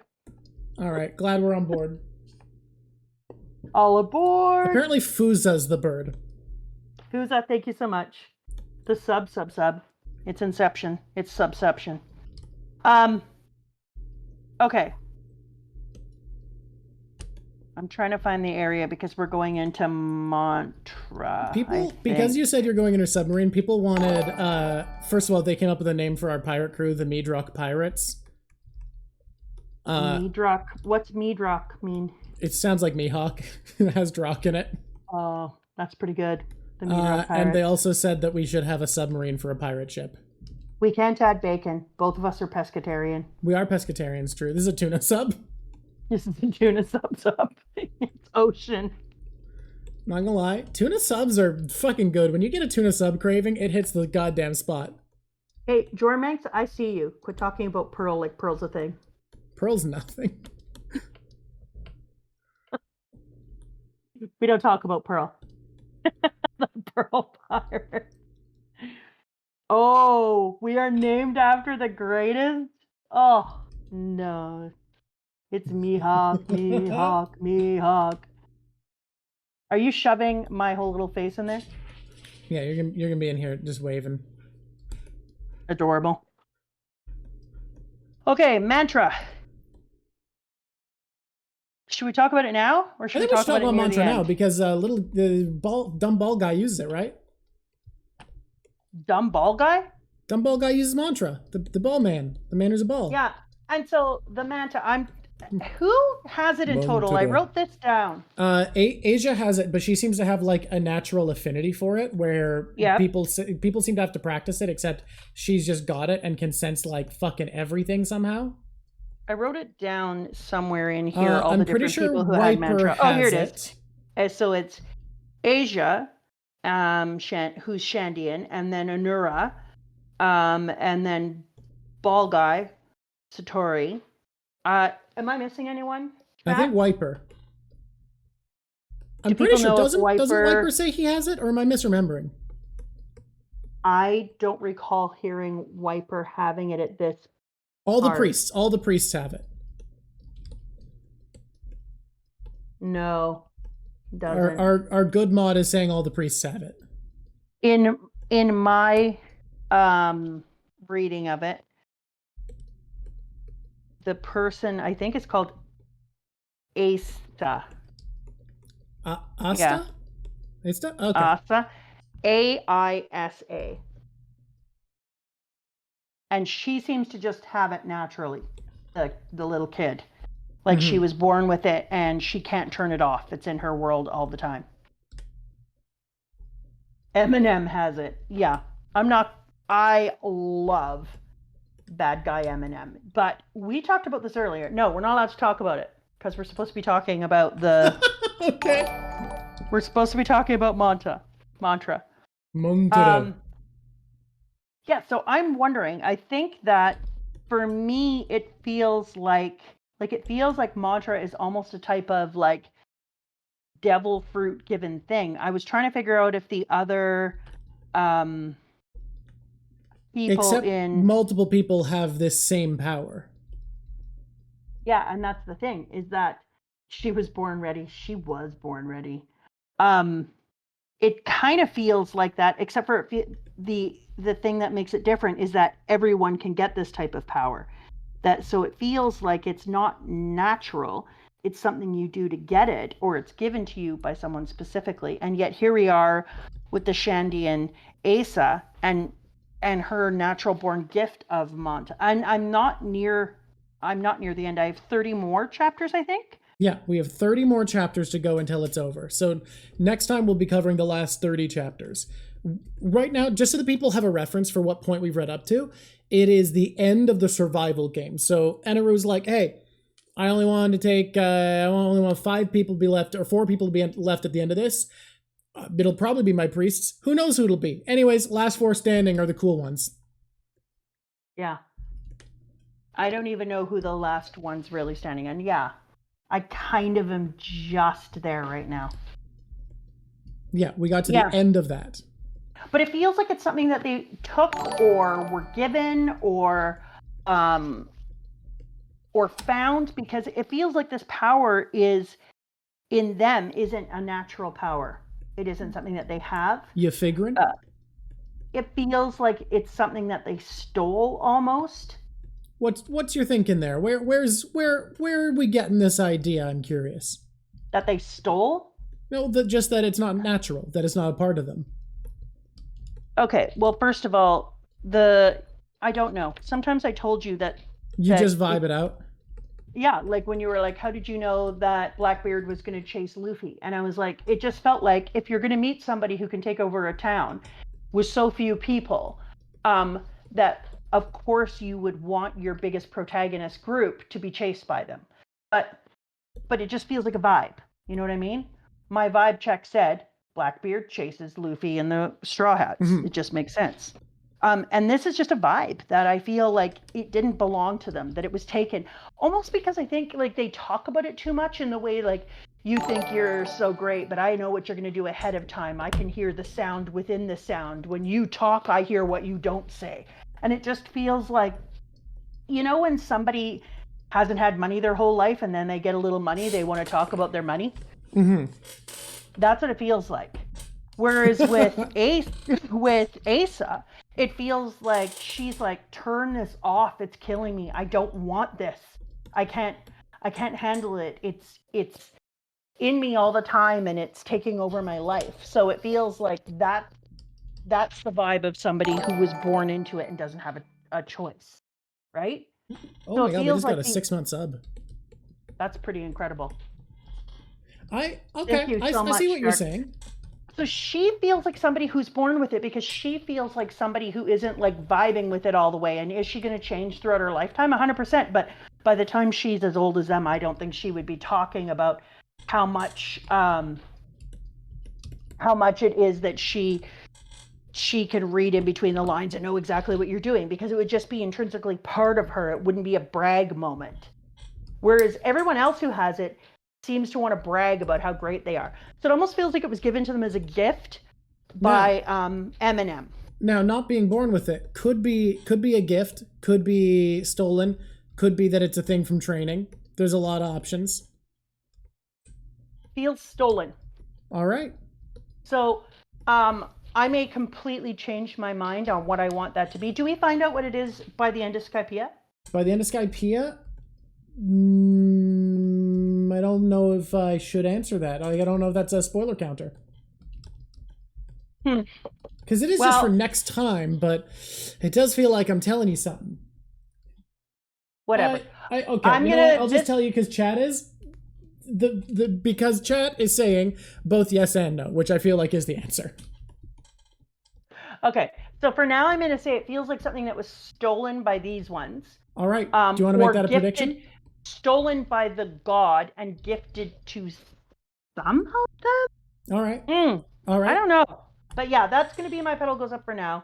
Pedal has gone up. We are predicting that Mantra is stolen somehow. And then I'm going to go back into that afterwards and see how I feel about it. Okay. But I think you were right. I think these dudes, like when we were talking about how cool, and I call the Kami eneru because that's what it is on mine, but I've decided I'm just calling him Eminem. I think that Eminem/God is one of the cooler baddies I've ever seen. Like, he is so badass. And it's such a the shame. swagger. It's such a shame because I feel like most One Piece villains are like a step above their henchmen, and Eneru's like fucking 13 steps above any hench this guy's around. I do not love his henchmen as much. I think that they are just... They're serviceable. It is the best I can give them. That's a good... You did point out the one guy has his good bit. To paraphrase your... Do you want to say your observation? I shouldn't steal your words. Which one of my observations? The dumb guy. You had an observation about it because of his name. So there is the dumb guy in here whose name is Gadatsu. And Gadatsu actually translates as a couple of things. But the one that it mostly translates as is having... Where are all my notes? Enlightenment. And then they talk about how it's also, I think, called Satoru, and that this type of enlightenment is the ability to look within inside yourself to find balance and peace and become enlightened. And so I love the bit where they have him with his eyeballs rolled back inside of his head, because it's him looking deep inside of himself for enlightenment. It's kind of an awesome joke that, you know, when we're looking for enlightenment, we have to look deep inside, and he keeps looking deep inside so he can't see what's right in front of him because he's too busy with his eyes rolled back in his head. He's looking deep inside himself, but far too literally. I don't know. Kind of a fun play on an enlightened character who's actually just a dumbass. Yeah, but it's twofold, right? Because it's almost like, because one thing his vassals do is they are a parody of religion. Every one of them does that thing that you do when you're like, you need to be religious and believe in this way, and if you don't, you need to be killed, because that's the only way for you to be cleansed of your evil. I mean, if we're talking about history, we're talking about witches and people of other religions and all the ongoing conflicts around the world. And some people can take religious to an nth degree and not just see it as something that gives them peace and brings them balance and brings them happiness and community. They see it as a thing that they have to take and force down other people's throats and make them be the same, because that's the only way their religion has any value, is if everyone has that value as well. And so I think it's really interesting that he gave him this name and he made it about enlightenment. But the thing that blinds him, literally and figuratively, is that he is trying to be so religious and look so deep inside for enlightenment that he becomes blind to the world around him. I like that. That's a perspective that takes it... I, first of all, think it's a great joke regardless, but it takes a great joke and finds, like, a further meaning to it. And with how Oda is with layered meanings and character actions and designs, I would imagine that's intentional. Yeah. Yeah. Oh, and even if it's just emergent. I think that exactly. I think that them finding the second half of Cricket's house, I mean, because we're going to talk about that a little bit in the mini corkboard corner, because I really want to have full cooking corkboard corner when this is done, so we can put a whole bunch of things and just unravel ourselves. But we'll have a mini corkboard corner where I say some things that stuff. We're already almost at 2 hours, by the way, so... Well, we're nearly done. We're nearly done. Yeah. But finding the other half of Cricket's house up there and understanding what it looks like, that they pulled an entire section of Earth up into the sky, and that it isn't missing, Jaya isn't missing in the sense that something has sunk and the ocean is taking it over, as any rational person would assume. I mean, any rational person except for Oda, it has been moved up above. So it always existed. Nolan's stories were always true, and the other half of the house, I love that they take what we had in Jaya with getting to see half of Cricket's house, and then boom, we go into Skypiea and there's the other half. It's that literal link, the clicking of two pieces of a button together. And so that was pretty cool. I was like, thank you for laying down those sweet pieces of breadcrumbs. We've picked them up. We're so happy. I also love how it perfectly explains why Cricket finds some gold, but only some. Exactly. Because if something was torn up and brought up, then of course you're going to have little bits laying around, but you're not going to have the great big pieces. So that was perfectly done. And then I'm just going to see if I want to do this or not. Okay. Well, because you know, you gotta have some brevity, and we have been keeping people One Piece hostage for a long time. I 2 feel like hours. people are having fun.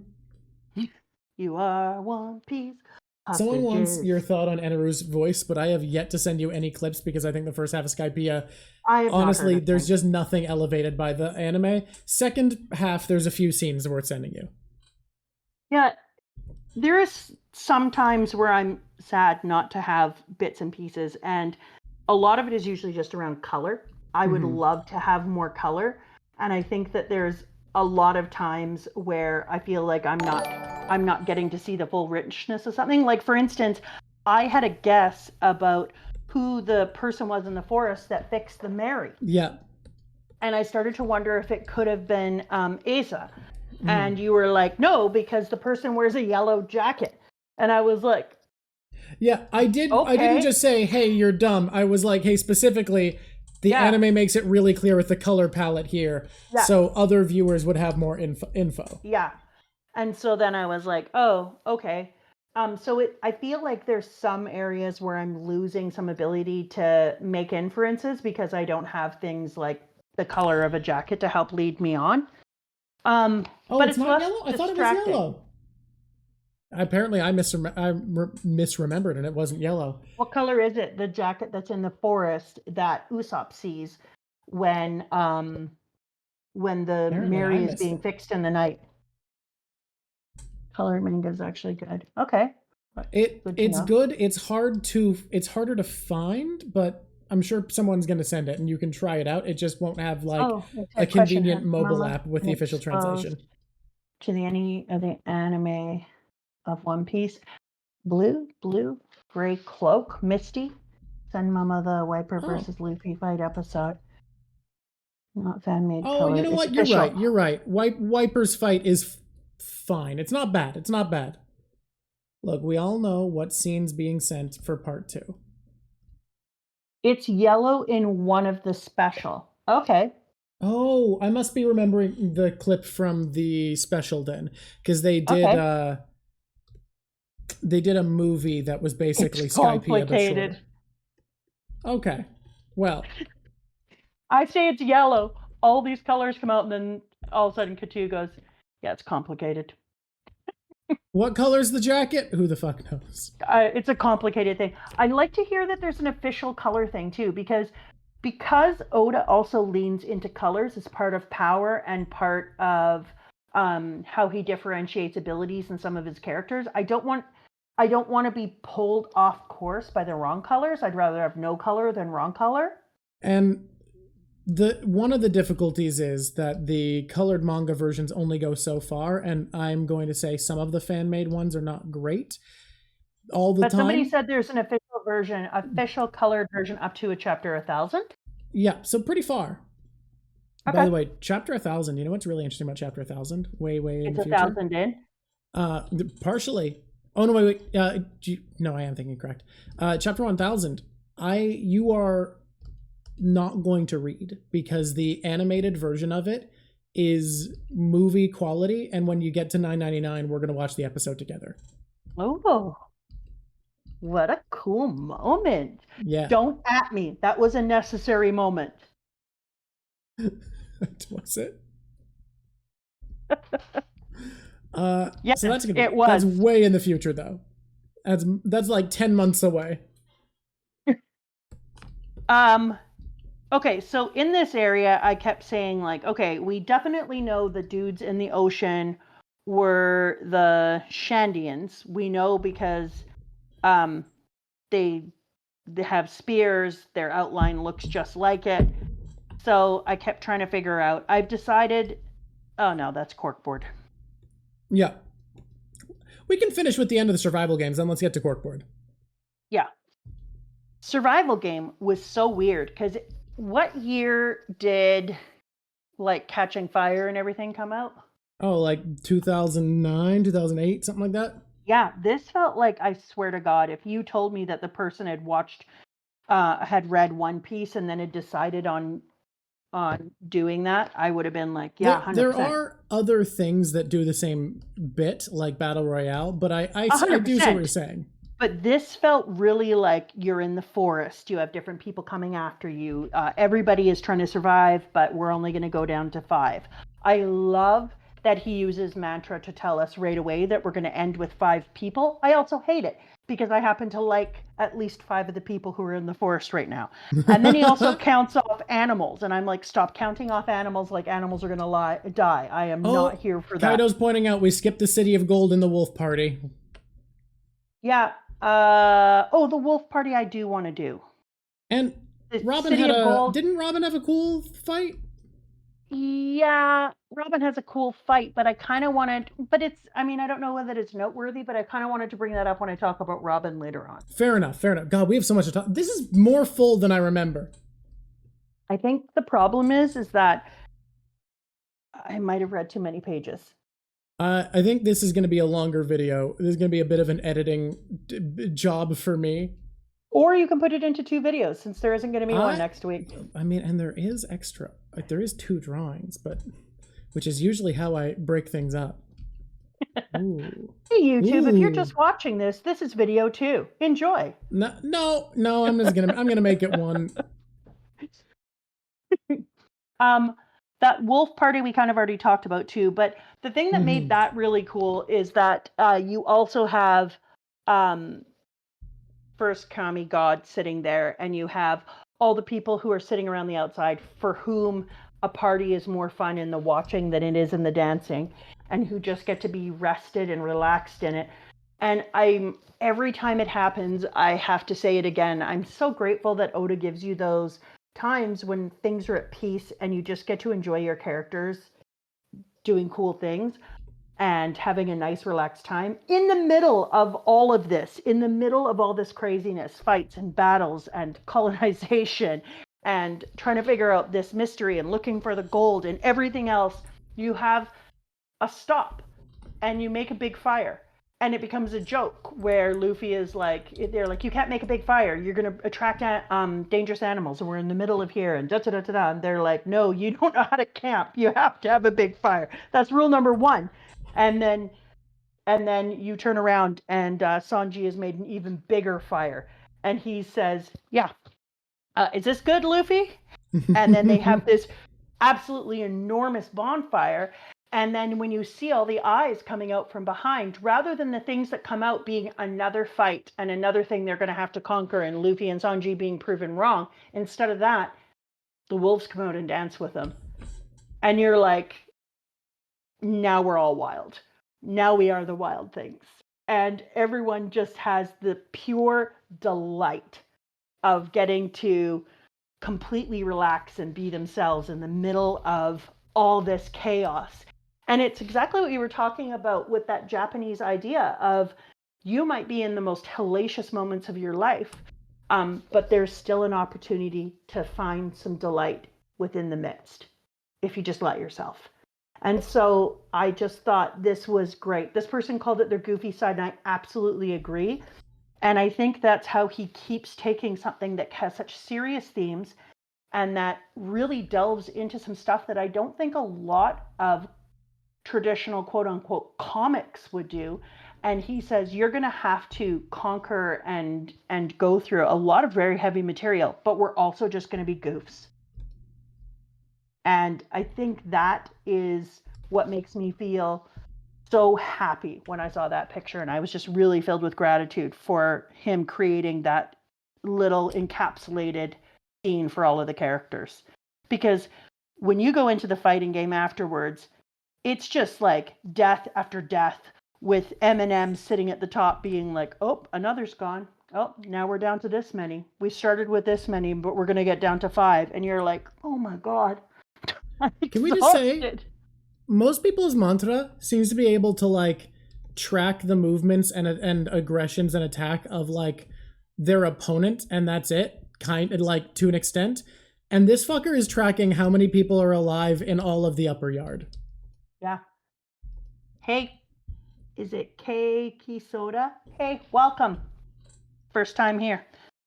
Yeah, and I think that that's really important. And it's everyone resonates with it. Every single person who saw what you were drawing in the first picture was like, yeah, you can resonate with that. It makes you feel childlike. It makes you feeling like you're in a little bubble of safety for a minute. And then he doesn't cheat on you and make something terrible happen. He lets you be goofy and he doesn't punish you for it. And a lot of authors will take a time in their story where they let the characters put their guard down and they let the characters feel silly and then they murder someone or somebody comes in and attacks you, and then it teaches the reader not to trust in those times anymore, and because of that you never take your own tension down, whereas instead he says, hey, no, I'm going to let you actually pause and enjoy this, and you can trust me that I am going to let you have your shoulders down for a minute before we go back in. I agree. I think it's God, it's just such a meaningful, pretty moment for some reason. That scene just hits. Yeah, it really does. I also enjoy Eminem's power.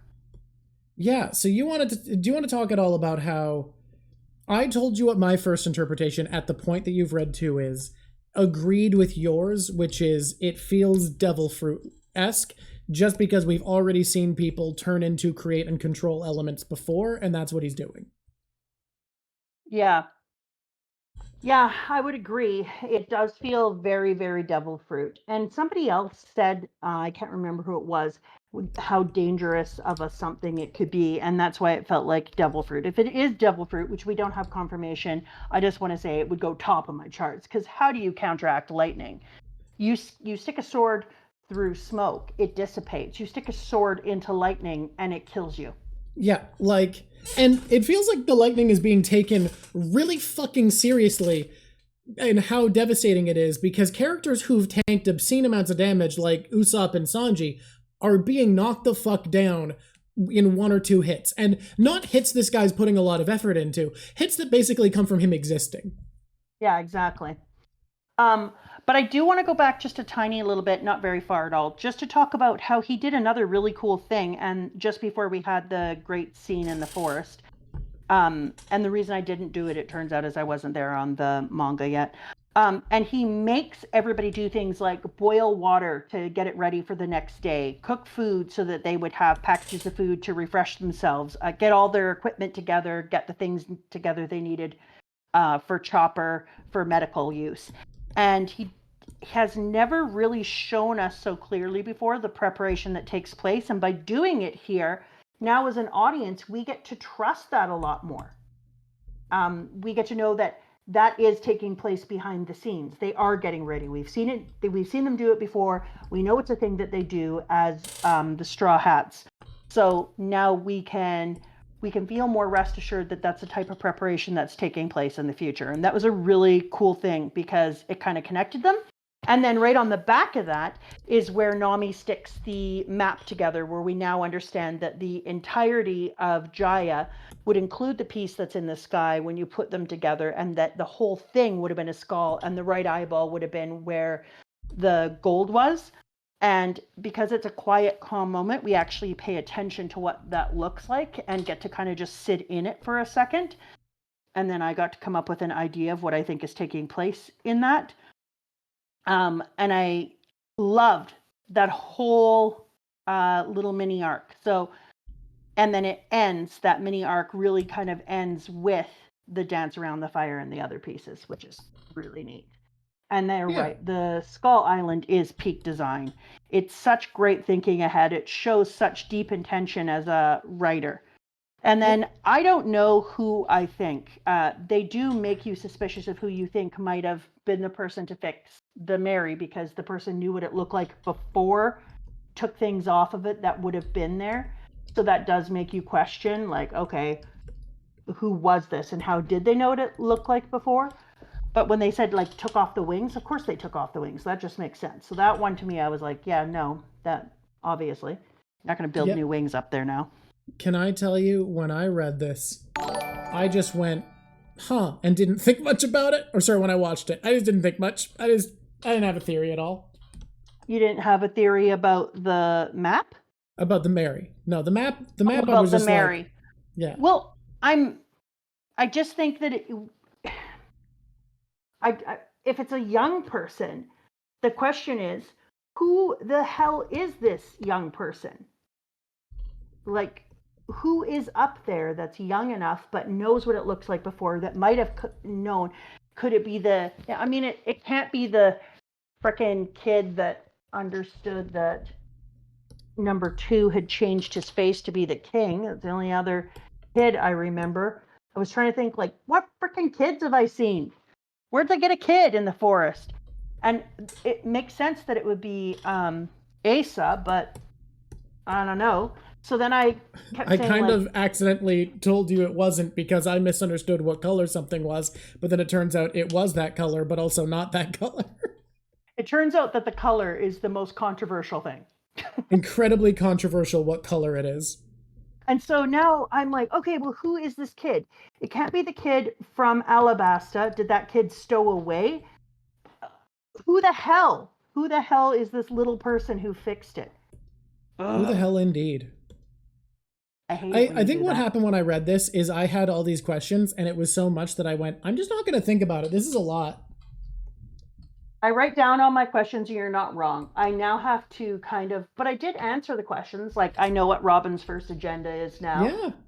Yeah. I know who the giant with wings are. I know that But you don't know how the giant with wings are. I think it's a projection. All right.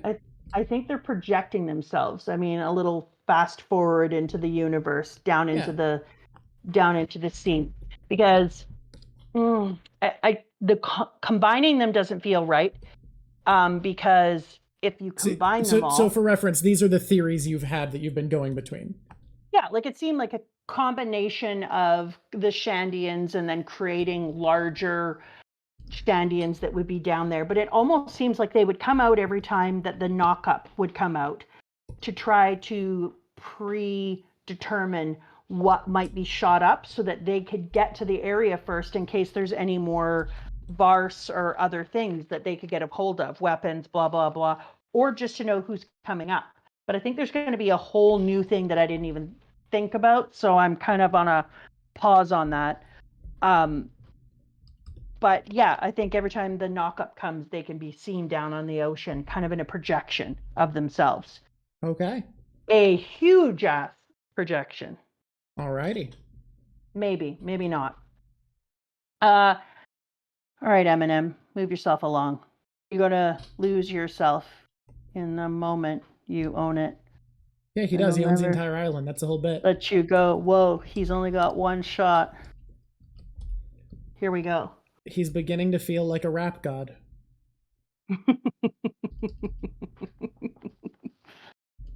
Don't make me rap, 'cause I will.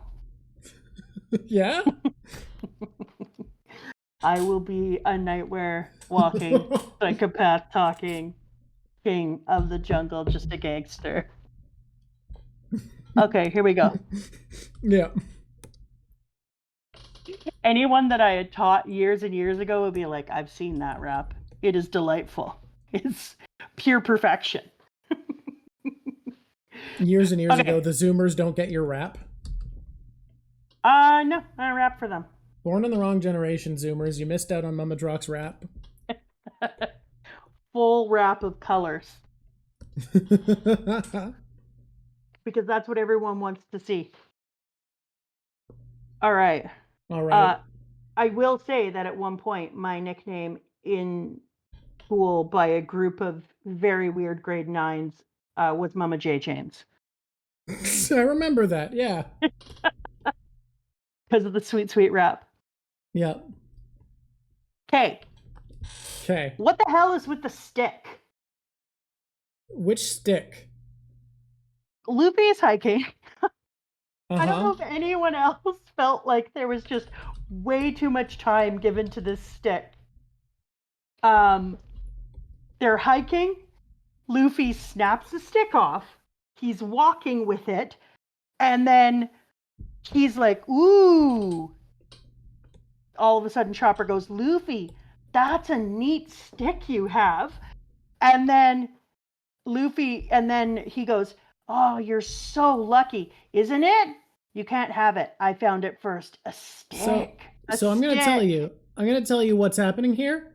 Yeah. Oda likes to make little comments about the weird ways certain people tend to be. And I think a really common one is the weird way men tend to be. And this is just a weird commentary on how when men are going for a hike, there is the weird tendency to just look for really nice sticks and then be like, damn, that's a nice hiking stick you got there. Men, do you want to go outside of my house and look at how many sticks I've collected on hikes? I'm going to tell you, in our household, there is the exception. You are the stick person. Father couldn't give a shit about a stick. He doesn't give any crap. On average, it's usually men who are like, stick. I am the stick person, and then your in dad our would household, be like, you are we the stick don't need person. that many sticks. And I'm like, yes, we do. More stick. In fact, I have a stick outside on our front porch right now. I've gotten rid of a whole bunch of sticks, but that stick is so beautiful. I will never let that stick go. That was the perfect stick. Pet the boy. The boy? Bellamy, where are you? Your dad feels, your job as a mascot. Your dad feels about sticks, 0 stick appreciation. I'm seeing a lot of comments on people liking walking with sticks. Their dads walking with sticks. Okay, people like sticks. Okay, it's blasphemy. Everyone likes sticks. But I love, I think it's blasphemy. I think people like sticks. I will say, I have seen more women be the ones to be like, why do you need to find the right stick than men? But I do think anyone can be a stick person. We're lucky where we live. We have the sweetest sticks. There's a lot of great sticks. Pacific Northwest is made for stick people. But specifically people on where we are, because you cannot do a better stick than an Arbutus stick. You know what? Heard good things about teak. Koreans got that for it. Yeah, okay. I'll give you teak. Teak would be a good stick. So but I'm telling you, people in Korea have teak. That sweet Arbutus, oh, what a smooth, hard stick. That's a good stick. You know what? You're going to have to delete that from YouTube. I heard it. It's going to have to go. Oh, and this person's a rock person? I'm a rock person, too. Mama Drock's a rock person. She has a heart-shaped rock collection. Anytime I see a heart-shaped rock anywhere, there's like... I feel pressured by memories of her to grab it, to be like, well, this has to go in the heart-shaped rock collection. How can you not? They're very important. And I have a pretty rock place, too, where I just put pretty rocks in the garden. All right, okay. Where are we? We have to move on. At least this is a big section I can cut when I'm editing. Sorry, people. I'll move so much faster. Oh, we're having fun. Everyone, people are enjoying it. We're not that much lower than our highest number for viewers, so people are enjoying this. I just always feel concerned that people are like, I love the stick talk. Can we move forward, please? No, this person, 8-hour stream. 8-hour stream, all sticks, baby. Never mind, my bad. I should have known my people. I'm so sorry, community. I have underestimated you, and I feel like an ass for it. Stick stream! Okay, here we go. Here we go. I'm in love with this snake. And I'm not a big snake fan in general, but I'm in love with this snake. This snake is kick ass. The snake whose name has been spoiled for you as Nola. I don't give a crap. I'm glad it was spoiled. I hated calling it the snake. So its name is Nola because it deserves a name. Big Snake. No. Nola. So, even though Nola has strange hair coming off of the bottom of her, I really love Nola. And there's a moment where we see her crying near the end, which absolutely crushes me. I was a little surprised that Luffy didn't know he had been eaten by the snack. I immediately was like, you're inside the snack, Luffy. And Luffy was like, what? But whatever. I do like that it has to be Nami being like, Luffy, we're not in a big cave. We're in the snake. Are we? Yeah, we are. I thought this is a wet cave. I also enjoy that they have the first Kamani having the fight with, is it Wiper? Yes. with Wiper and the group saying like, yeah, you're no better. Do you think we give a crap who's at the top? Like, you seem to think you're some benevolent leader, but top is top, and we're uninterested. I think that was pretty awesome. Hey, you need to put the sub on here so that when you right on the top pink part, so when people see it, it'll be the sub as well. Don't worry, we're going to do that with big text. I love it. I don't know if you've noticed, but there's a great bit right now that is incredible. Truly a genius bit of world building that I've done, which is the flag says scribe so that it's subscribe. Oh, it does too. Yeah. But you're a genius. Mm-hmm. It's kind of unheard of creativity. Uh-huh. The Jolly Roger was actually designed by somebody else. Let me go credit it. It was by Kaido, our wonderful mod. And I liked it and felt like using it. I did some small modifications. Yeah, Kaido made that for us inside of book chat. And really, everybody, join us. My head spike is blonde because I'm actually going to bring this up again later, but I often, in the past, have dyed my hair. It's not always the lush natural color that it is since we've been starting Mom Piece, but I actually do want to talk about that in Plug Corner, where we push everyone to subscribe, but that's a ways off. We are not moving fast today, but I honestly feel like this has been a good one. I love that the Shandians are like, we don't care who's at the top, and Ruo is awful, and Ruo, and yeah, we want to kill him, and yeah, we're 100% there to take him down. But if you're trying to tell us that you are so much better and we should be doing this to put you back on the throne, you got to be freaking kidding me. Like, we don't give a crap about you, man. You decidedly know Eneru's worse than you because, we're organizing a plot to kill him in a way that we didn't for you, but you still suck. Yeah, you're still a colonizer. You still took our land. You're still acting as if our sacred land is somehow more important to you than it is to us. And what I find interesting about it is it's clear that Gonfall was better for his people, but like Eneru's people are the Birkins, and while it's said that, the rest of Birka's not doing too hot, the Birkins who came with him aren't doing that badly. So there's definitely something about colonization here of like leaders only making things good for their people, for them 100%. And theirs. Yeah. And then going to the small people and being like, don't you see what I'm trying to do for you? I'm trying to create this peace and blah, blah, blah. And they're like, yeah, no, I think you've misunderstood what we're actually looking for. And you're way off pace. Yeah, oh, damn, I would Gonfall, agree. You want to be in charge again? That's crazy. The upper yard survival game, when it goes 1 down, 80 remaining, in that second, when you realize you're actually going to have kind of a live count going through this, you're like, oh my God. Okay. It's going to change the face of fighting. Okay.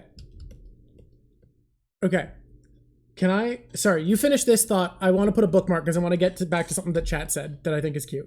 No, you put a bookmark. I can come back. Okay. We'll put a bookmark where you said, wow, we are all over the place. Oh, well, someone pointed out if Kaido came up with this, then is Kaido our first mate confirmed? Well, okay, so we decided we're co-captains. Would you rather be co-captains or I'm captain? Because I gotta say, I did make the stream. Are you the star of the show now? Yes. And I'm adorable, don't forget that. Yeah, so I want your call. Do you want to be co-captains or is this my ship? What do you think? I'm going to say that it is your ship. Uh-huh. But I'm a benevolent captain too. You're captain too. Yeah, what is the... No, I need to come up with a better name. We don't have division commanders. Okay, we'll come up with what it is. But someone asked if Kaido is our official first mate or a co-captain, and I think Kaido should be our navigator. I think our mods over time, when we get a sense for their personality, should be... Kaido is navigator. That's what I'm thinking. She's who keeps us on track. She's who makes the ship run. Yeah. Without Kaido, we would sail off into the deep, deep... Come out never. Now there's people pushing that I'm Usopp or you're Usopp. Because we're both calling ourselves captain. So one of us has to be the Usopp. I'm not going to lie that we did kind of make that moment, but I'm not Usopp. You know what? I'm not Usopp. I'm happy to be Zoro. You'll be first mate, and enforcer. Yeah. All right. I think Kaido is absolutely our navigator because we would be lost without her. That is an absolute understatement. The second the stream started to grow and immediately Kaido volunteered, I was like, look, we need all the help. I will just accept it. I was so grateful for her immediately. Incredible job. I remember the first day that I just said, we should do a poll about that. And all of a sudden there was one. And then I was like, where the hell did that come from? And then later that same stream, I think you were like, we should do a poll about this. And Kaido was like, I already ran it. Here were the results. You were talking. Oh, no. Somebody says, I'm more like Robin. I'll allow that. All right. Oh, God. Yeah, you're an archaeologist and theorist. Yeah. It does make sense. It does make sense. Yeah. And you know what? You go ahead and be Luffy. Just don't cut yourself in the face. I'll try not to. Good for you. I mean, I already have a scar over my eye, but it's not my doing. Almost as dumb. Thank you, Black Earmuffs. Thank you so much. Almost as dumb as a reason to get a scar. When we find out the little thing where he says, mantra, I do not command the power myself, so it's a bit difficult to explain, but I'll try. You could say that mantra is the power to listen. Just by being alive, humans emit voices from their bodies. Sorry, humans, I have to take a screenshot of this. You could absolutely piece something together with that. Just based off observations you've said, based off things you've said, that is meaningful enough that you could make something of that. I 100% you could. Not in this second. Those who are born with the gift of mantra can hear them and know a person's next move. The more the user is mastered mantra, the greater the area they can listen to. For the vassals, that means all the upper yard. For eneru, it means the entire country. Yeah, I'm going to perseverate over this page when we get off. You should. And the second we're off call, I think you should think about that. The next time we meet, I'm going to have a big old thing to say about mantra. I took 2 screenshots of all that area. I think you have said things that lead me to believe that you'll be able to piece an interesting connection together from that page. So just, we don't normally do it on stream, but it's a bit more casual today. And we've said, Mama Drock's coming in a bit more tired, wanting to just kind of appreciate the story. This is the kind of pushes that I'll do. So if you're ever wondering why it feels like Mama Drock's observations are crazy on point, I feel like it is within not being spoilers to be like, yeah, you're right. You have correctly identified that something's important. Yeah. That's usually the most I'll push her, though, because I do want this to be her experience. The 50 heavenly warriors of Skypiea are the ones who are goat people with weird, they're goats, but they also have the same antennae as the angels. Yeah, that's what I was asking about. Those people, and they baw. Here's my take on those people. I try not to think about them. Okay, now I'm going to take a screenshot of that, and that's all I'm going to think about. All right, no, just genuinely, what's their fucking deal? They're weird. They're fucking weird. Even the people within this arc are like, what the hell's up with the goat sheep people? The sheeple. Yeah. They're not normal. No one thinks they're normal. I don't think they're normal, and truly they make me uncomfortable. And it's not like I've actively shut them out, but I'm only now realizing I've never thought about them. I think I've actively avoided thinking about them because they just kind of like, Yeah, well, I want to know. Yeah, no, I imagine you would, but... I don't like them existing without knowing. I think this battle is one of my favorite battles so far because remember when you were talking and saying that you thought that which one is this? The whole battle, all of the survival bit. All of the survival as a unit. Because I think that he did a really good job. You said that earlier on that his pieces were a little more chaotic and that the art was too condensed and that some people made comments about how they couldn't see the action through the fighting. I think just it was more amateurish paneling of action scenes early on where they're Which just I think that would happen when you start doing a epic manga of this size. But I do think Can I tell everyone about the birthday gift you got me last night? Yeah. So my wife and my mom together got me box set 2 for One Piece. So I box set 1 above me. I'm going to set up box set 2 soon. And I was flipping through it and reading, and I was like, I've learned so much about comics since the first time I read this, and he's really starting to learn how to write great action, how to draw great action now in a comic form. Yeah. Like, this is the point, I think, where Oda is getting really good at visually telling a story of motion. It's such a big difference from where he started out, I think. Dark A. Yeah, I agree. And also, he isn't afraid anymore to take up multiple panels to tell a little bit of a scene, because there is a part here in one of the chapters where Luffy is walking through the forest, and he allows there to be 6 panels before Luffy is jumped, and there's clues that it's going to happen, and you get to see little things, and he goes, a goat? That sounds like a goat. And then it slowly creeps up on him and then jumps out at him, but then Luffy literally puts like full rubber fist up into the air and just bazooka punches it in the face, which is exactly what we were all waiting for.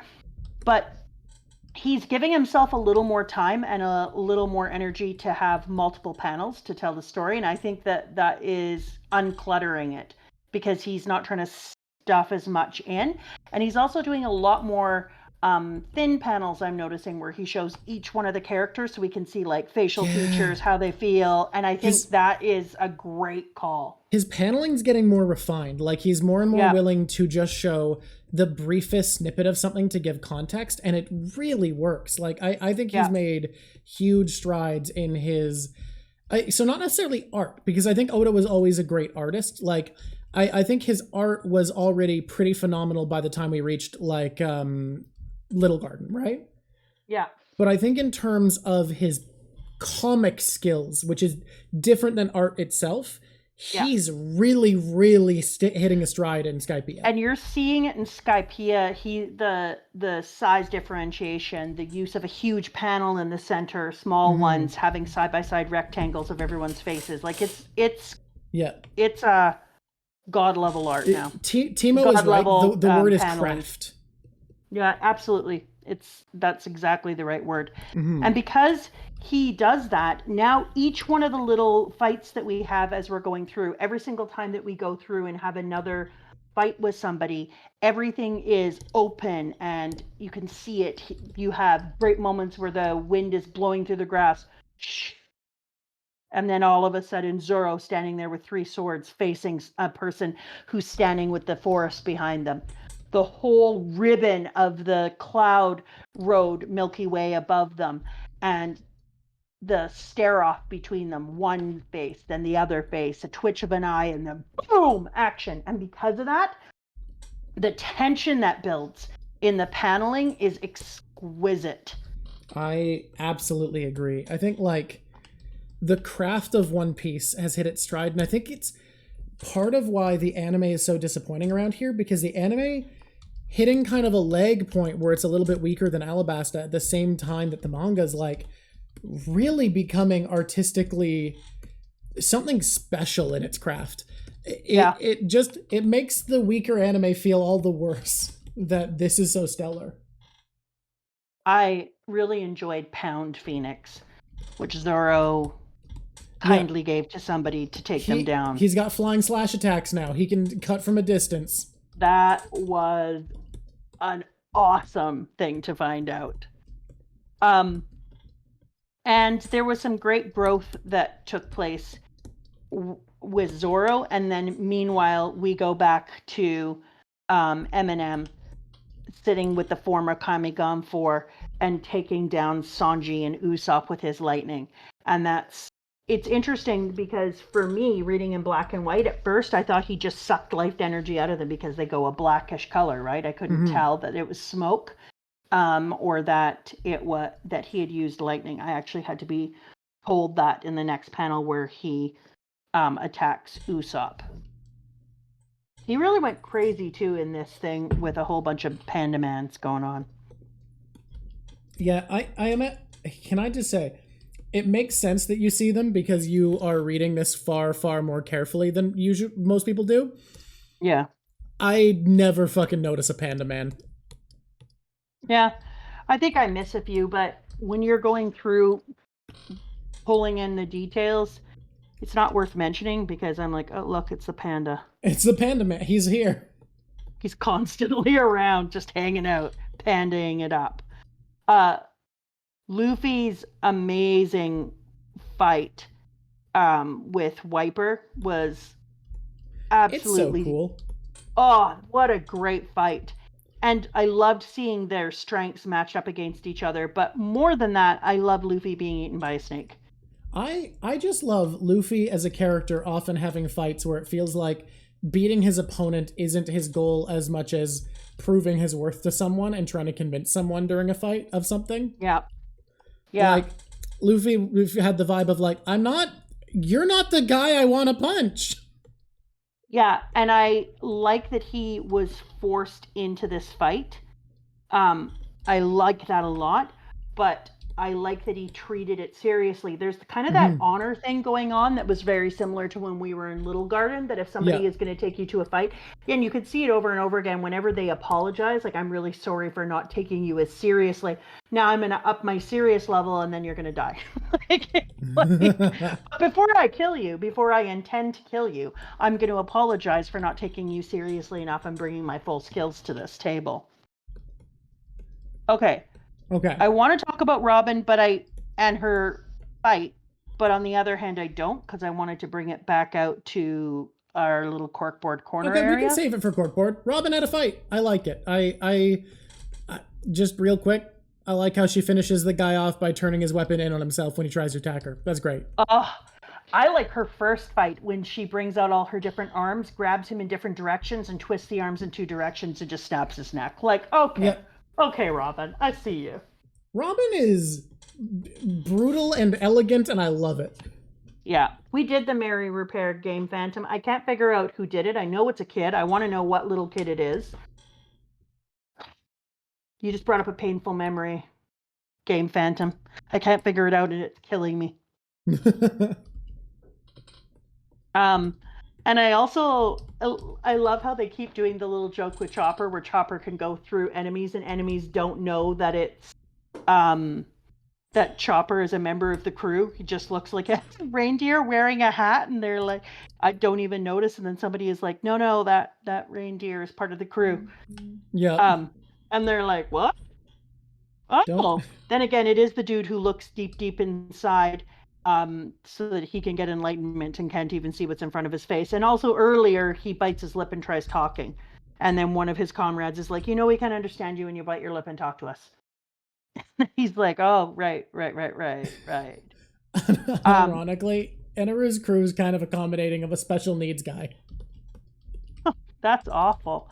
Am I wrong? When Chopper comes up and grabs his shoe off, that was great. That felt like an Usopp growth moment, right? Like, you only have what you have, so what are you going to do to take him down? Well, I have to take his shoe. That's the only way. Those shoes are giving him too much strength. And then Chopper screaming, I am a monster! I am strong! Jet punch! Cloven! Okay. I'm not going to pull all of Chopper's fight apart to talk about, but Cloven cross, and then you have a full 2-page spread. Muscles rippling on Chopper, and his 2 hooves facing out to make a perfect cross. Boom! It's a cool attack. Oh, that's a great attack. You underestimated Chopper. And now you're dead. This is such a weird thing to love about your read through, but I find most of the people who come from a literary background, like, don't enjoy the fights as much as you do. And I feel like I like that we're mostly talking about themes and theories and the like, but there's more appreciation for action here. Well, if you didn't appreciate action, and if you didn't learn to look at the fighting moments as a thing to look forward to and something that hyped you up, and you got to see the way that their fighting styles change and how you can see them grow, because you can actually watch them level up and become stronger. If you didn't appreciate that, you wouldn't enjoy this manga. I feel like there's a lot of people who appreciate it and like it, but like so much less so than the rest of it that it gets glossed over when they talk about it, you know? Interesting. I really like that at the end of his fight, when you have dude's face buried deep into the clouds before he falls all the way through, that Chopper screams out, "At last! Now I'm a real pirate!" Aw. Oh, right, because he didn't get a 1v1 before this. I forgot that. Nope, that's his 1v1. He had fought with Usopp before. Kind of wild to think that Usopp was like a mentor for him being a pirate by helping him in his first battle. But it's appropriate because when you're watching Chopper's growth as a Straw Hat, he had a really similar growth pattern as Usopp. You know, not believing in himself, not thinking. Yeah, we talked about the whistle scene when Chopper was saving the day on the Mary. Not believing in himself, having a lot of cowardness, being afraid, but then deciding to do it anyways and gaining that bravery. Until we have this moment where he finally is like, no, I'm a pirate, and kicks some ass all on his own in a 1v1. Chopper. You're so cool. It's almost hard to believe how cool one little reindeer human could be. He's doing a great job, the little guy. Yeah, Chopper is going to be on my list. I don't know where, but Chopper is going to be in my top 5. So what else where do we have to finish up to get to the end of the survival game? We're nearly there. This is one of the parts of the arc to me that becomes very soupy in my memory, even though I just touched back up on it. Well, that's because Eminem sits his ass up in a tree, and he tells the Shandians to come on up. He won't move, and they can fight him. I won't move. I won't do anything. You feel free, and you can fight me. Meanwhile, you have poor Nami fighting on the boat with the weird first god, using her weapon that she got from Usopp, which she's actually learning to use quite well. She didn't say, "Wait a minute while I attack you. I just have to get things together this time." And let's be honest, for Nami, that's a big moment. That's some growth, right? Like, not needing to ask her enemy for a breather so that she can figure out an attack. She didn't tell the 2 balls who were part of Hattori and Kotori, hey, could you just hold on for a minute? Because I just got to put this together and then we'll fight. And she did that really cool thing where she created climate typhoons and then got them bounced off and killed one of them. So she actually had some like hero hit points there, but and got to use the glove and soak in the stuff in the dial and push it back on him. So she had a whole bunch of great fighting times in there, and I think that we're going to see more and more, which I said before, we're going to see more and more of Nami fighting with that and actually making something out of it. But I do hope she gets another weapon from Usopp. Like, I hope Usopp helps to bump her up and Is give this her a hope or a predict? I'll predict it. I think Usopp is going to. I don't know if he'll perfect that weapon. He can do whatever he wants to that weapon. That is not in my prediction. So we'll count either. We'll count either this weapon being improved or she gets a new one. But I do hope he just makes her a special one. So I'm gonna, this pedal goes up that he's gonna make her a new weapon. Hopefully it's not nearly as phallic as the weird shooty out thing he made himself. Hey, that's his amazing grappling gun. Uh-huh. And I really like to see the father and daughter come back with Asa. And Asa saying, "I've never been so afraid in my life. There are so many voices. So many voices are fading away." That's brutal. That's a phenomenal way to do that, rather than making us realize how many people have died and what that means and how upsetting it is. Doing it through the eyes of a child who can hear all those voices in her mantra, and then having the voices just go and out. She's listening to dozens of people die unavoidably. Yeah. And having to feel what it feels like to have a voice disappear from the world. And so that is way more poignant as a person who's reading it than just saying, than the countdown. It's way more poignant and absolutely gut-wrenching. This person said it must be absolutely terrifying. Right, Apple? Like, can you even imagine if you can hear all these voices and then you have to be there as they snuff out? But I was so glad to see Conis and her dad come back and get in the stream, because it's that thing that we talked about before with Alabasta and with a lot of the other arcs, where You know, it's you have to take some accountability for what's going on. You have to help be the change. It's the be the change you seek in the world. And we all know that the person who said it, don't get me started, had a lot of foibles. But it doesn't mean that that is not a great saying. Be the change you seek in the world. He's one of the 5 elders at the head of the world government and a samurai. Yeah, he's not. Yeah, no. Who are you talking about? I'm talking about Gandhi. Yeah, he's a samurai who's one of the 5 elders. Oh. Yeah, but it turns out he's not a great dude. You know what? You can have problems and still do good things. That's what I said. Be the change you seek in the world. But he has some big problems that I won't get into on here. Yeah, no, we don't need to talk about the problems with the man. So when they come back and they're helping to take care of the Straw Hats and they want to be part of the solution, I was like, that's what I'm here for.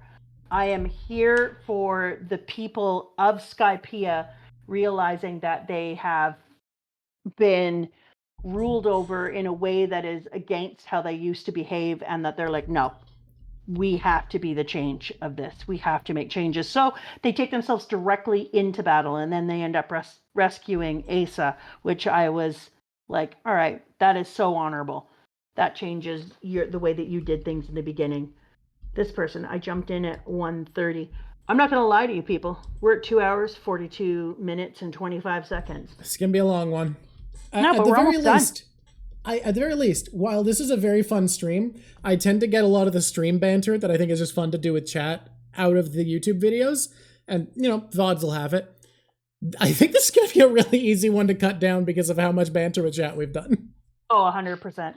But the banter with chat is, I live for that. Honestly, I've been loving it. Yeah. Yeah. When we're doing Twitch, like when it goes on YouTube, I enjoy it. I usually watch it once and it's fun. But it's this part here where we're chit-chatting and I get to watch chat and have talk. And then just so you know, chat, whenever I go into any kind of corkboard corner or any predictions, I turn and face the corkboard. And I find that's the way that I take care of that so I don't watch you, because otherwise I'd be like, ooh. You can't not, right? You couldn't not. No, it's fair. Yeah. Yeah. We are at Eminem. He's standing on the front. He takes somebody down. He puts out full boats. Run, Wiper, run! Wiper, I'm getting killed here. The rejectile has no effect on him. You think you're faster than lightning? Run, Wiper. 1 million vote. Vari. Whoosh. Out goes all the electricity. Eminem stands there all powerful and godlike with electricity floating all over his body. I'm assuming it is because it's not in color. The electricity has reached the Milky Road. What a pity. The discharge silenced 20 voices. The fools. And because of the thing that Oda did earlier, now I know that Asa is sitting on a boat and probably screamed in that moment. And she loves Wiper. That's the hero of her people, and just felt that happen to him. And so she would have felt Wiper snuffing down. Absolutely gutting. One of the Kami's forces, 13, remain. Luffy finds a little bit of gold inside where he is, but I gotta tell you that watching the snake's reaction, the fighting, the jumping up into the air and trying to grab things, etc., was so delightful when you know that Luffy is inside the snake and he doesn't know he's inside of the snake, and the things that he's making the poor snake Nora do because he's in there trying to chip away her stomach and do all these other things, thinking that he's inside of a cave. And then on the outside, she's reacting and trying to like slough something off from the inside. And then she starts laughing because he's tickling her. Great. Comedy. That's a great gag. Peak funny.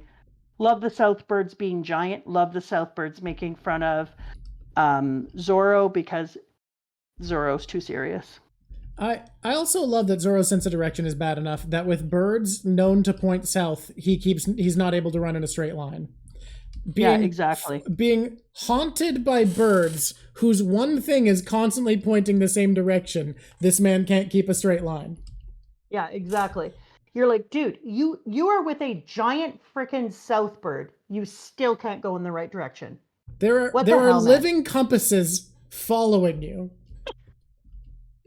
And not even a small one. It's not like you're trying to keep track of this tiny little A object. giant living compass is stalking you. Yeah. We'll go back to the fight with Robin afterwards because we can't do it now. We'll do it with Robin because we're going to go back into there, which means if we're skipping all of Robin's part, we go to the end fight where everybody ends up inside of Snake as a snake. Snake snack. A snake snack? Yeah. I saw what was happening. Thanks for the concern, but I do this so I won't worry. I think it's first time talking about a man's ability to get lost. And then I love the way that Nami has immediately decided to take Asa on and care for her and and been kind of like an aunt mother figure and try to pull her through the chaos that is this battle.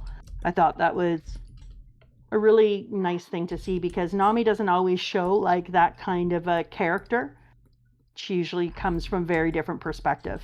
But I love that that's part of who she is because it makes sense with how important her mother was to her and how foundational being taken care of someone when she was in trouble and being saved by someone when she was in trouble is to her values as a person. It makes so much sense she'd be that kind of person. Yeah. And it feels like it's not just she feels that way because she's a woman, because like just from a little you've known Robin, do you feel like Robin's the type who would be like, I need to be motherly to this child? Yeah, no, Robin is not saving the child.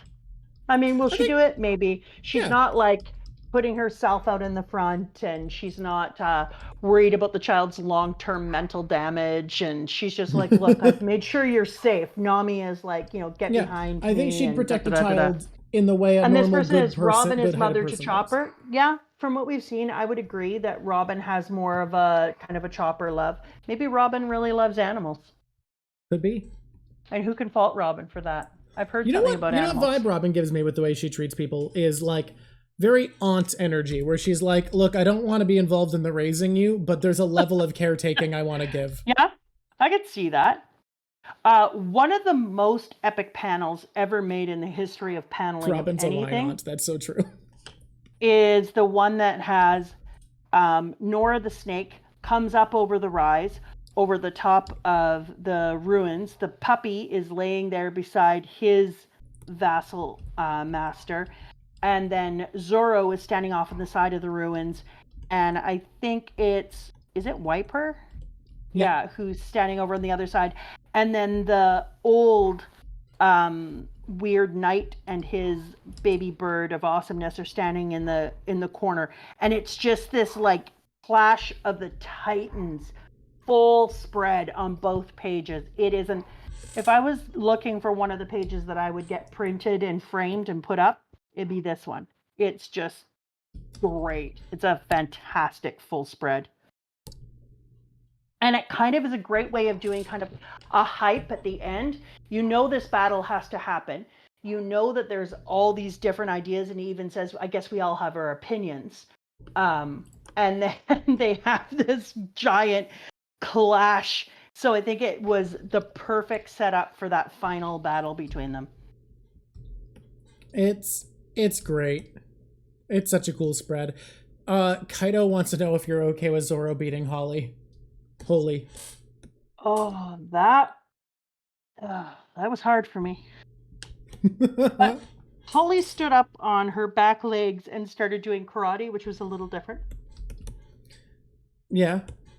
I mean, Kung Fu dugongs do Kung Fu. Why can a dog not do karate?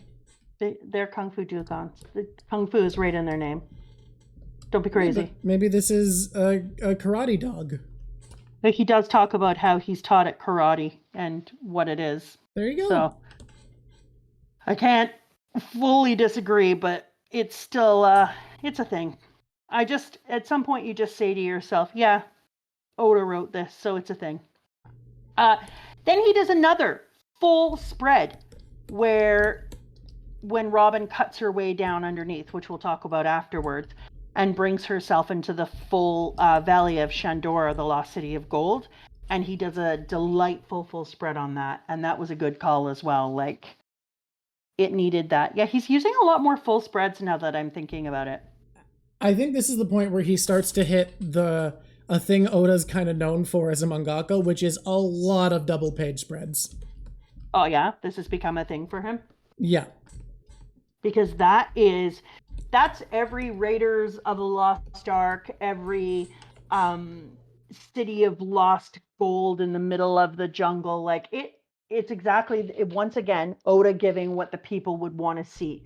When you just see the little tops of all the different pieces of a lost city in ruin at the top, you're like, I mean, okay, kind of disappointing. And then when Robin cuts through, sticks her arms down the inside of it and climbs to the bottom, and you get to see that, you're like, okay, now there's a lost city of gold. That's what we want, a bit out of a lost city of gold. That's what we were looking for right there. Like, you just brought it. That's a new level. I love that the knight went back into the fight, despite the fact that he was injured, and understood that he was going to have to be a part of it.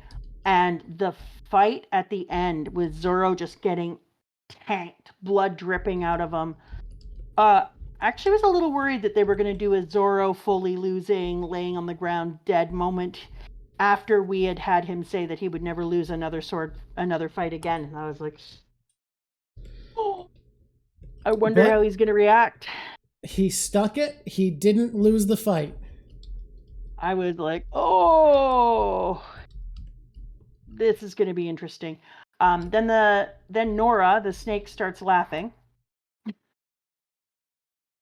He's really gotten quite good at building up the tension. This last fight was pure delight. Sorry, go ahead. Just to make sure I'm remembering the order, who were the combatants here? This is everyone. At the end of the fight, you first had, like, you have Wiper, you have Zoro, you have Old God. New God's not here. You have a bunch of the people from the Shandians here. You have Nora. You have the puppy. What's the puppy's name again? Ruby? Holly. No. Holly. Holly. I think it's Holly. Oh, Holly. You have... I misspoke. That makes a lot more sense, actually. You have everything here. Interesting to choose a beanstalk. And I was curious if in this battle royale, if the beanstalk, because we don't know, I haven't seen, but I wondered if the beanstalk went all the way down to the bottom to kind of vibe with the Jack and the Beanstalk kind of thing. I think from what I remember it being seen at this point, it's just connects the layers, like it goes up to the higher part from the lower part of upper yard. But you don't think that it goes all the way down to Earth as another way of getting into... The reason I don't think so is because people would see it then, because Skypiea travels. Yeah, right. That's true. But it is, like this person said, they still wonder what it's rooted to. I had that same question. That is true, because we don't really see its roots. It'd be interesting if the roots did go down below and hang, and it just isn't noticed because of the rain shadows. Or maybe it doesn't go all the way down, but it, like, goes far enough down to trail on mountaintops or something, on the red line or whatever. Yeah, like, you kind of have to wonder, because it's so thick, and and this was in the Trial of Iron. And it's so thick, and it's so substantial that you're wondering, like, it has to go down a certain amount in order for it to have balance at the top. Yeah. So I kept wondering, like, where is this going to? How is it rooted? What is its system? Maybe it just needs the clouds, sea as root. Yeah, I mean, you do have seas where you have giant ass octopus and lobsters and a bunch of other things in there. You almost wonder if the root system is kind of a spread out, kind of more the way that a mangrove forest would do, like with a spread root. Who knows? Who knows? Well, you know who knows? Probably. Oda. There's a panel that I just want to talk about. I don't always cover the panel stories, but there's a panel with with our princess left back with their great good duck boy and Eyelash the camel. And we find out that Eyelash is now definitely a member of Karu's squad because they're saluting each other. And Vivi is wearing a little Kung Fu Dugong patch on her chest. And I was like, thank you very much, Oda. That was a great nod. I think it'd We be great. did forget the Walpole cover story. That is going to have to be a different time because I don't know if you've noticed this. This has been 3 hours. We're almost done. This has been a shockingly long one considering it's not all a Skypiea, but I forgot how much there was to talk about. And honestly, we did just kind of hang out for a long time. Yeah, Eyelash is now a supersonic duck, 100%. I love the cover request. Yeah, that one was so good. So once they figure out that they've been eaten, and then Luffy suggested to Nami that they could be crapped out, Nami did not agree. Yes, just in case you're wondering if Nami was like, good plan. I mean, as far as survivability goes, not a great strategy. Oh, and then poor Nora, who is just, why did she say Julala? That's just the noise the snake makes. And then she's crying and wheezing, and she's stuck to the awful side of the, in the iron fight, the mesh that they put over top of it, which was, ugh. How could Mama not want to talk about a dog peeing on Wapple? Because, dude, 2 hours and 57 minutes. We're in it. We've been, like, I do want to talk about all that, but it's been a long one. I was thinking I was going to work on my long-term project after this. You're wrong. We might briefly hop into it, but this has been a long one, so shockingly long. Yeah. I kind of drew this face and this figure so off balance, so I'm just having to do a lot of, like, basically a paint over to fix her. This person, let's go for 4. Way to go, Stazzy boy. We can always count on you. Look, we've done it before, but that was for covering all of Alabasta. Yeah, we absolutely did count.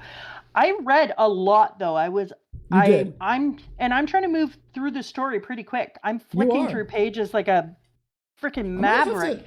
I might have to skip our beginning part where we talk about the wolves and just go to where we mention in the ends in the edit. We'll see. We'll see what I do. I'm bedridden right now, so this is great for my sanity. You know what? That makes me feel good. I'm glad this is good for you. Thank you very much for letting us know. I hope you get better soon. The end of this fight with our Zoro, when he goes into, they have this huge fight, and then he says, but I've already set my target, and your companions have done well on your heart. Pray to the kami, swordsman of the blue sea. Idiot. I will never pray to the kami. Pity well, do as you like. And then, boom! He goes third, 108-pound, 3-sword style, 108-pound Phoenix. He deflected an iron cloud. Ka-choom! Zoro gives the 108-pound Phoenix like a full frickin' hero, and shocks reverberate. His weapon is decimated, and he flies backwards. And you're like, oh, looks like you're not alive anymore, Iron Man. Zoro always feels so wild to quantify because everyone has insane powers, and you're like, how does Zoro stack up? And it's just, what does Zoro bring to the table? Well, he's very strong. And he's very tough. Yeah. And that's it. That's it. That's the list. That's the list of powers. He's got swords. Okay. Let's go into Corkboard Corner. Wait. Are we going to end on the final image of the games are over and Eneru staring them down?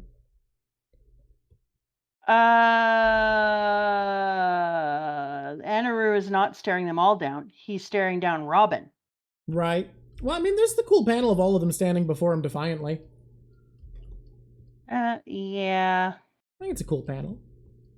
Yeah, I don't disagree. There's a song go smash, da-da-da-da-da. Yeah, I agree. Fine. I just want to go to Corkboard Corner a little bit all the time. I didn't go into chapter 273. I read up to 273. Yeah. Oh, I you didn't didn't read read 273. Well, No. shit. That's normally what we do, but I guess we won't talk about the panel because you didn't get there. And I gave it No, away I by was accident. wondering what you were saying because I was like, I only remember this and this. You know what? I don't care. I'm happy. I read a lot of pages. I thought you said I could read up to 273, and I'm happy with it. All right, fair enough. Because I still have that This little. is 253, actually 259, actually 273, actually 272. And you know why? I thought you meant I could only read up to 273, and I wanted to read 273 because I was like, listen to me, Red Potato, read it real quick. I want to, Red Potato, but on the other hand, I read it live? Are you kidding me? You have lives. Read it now. Read it now. Oh my god, there's so many people wanting you to live read.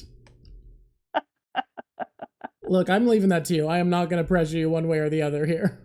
You want me to read a chapter? Wait, no, there has to be a vote. Can you make a vote for people who want a chapter read live?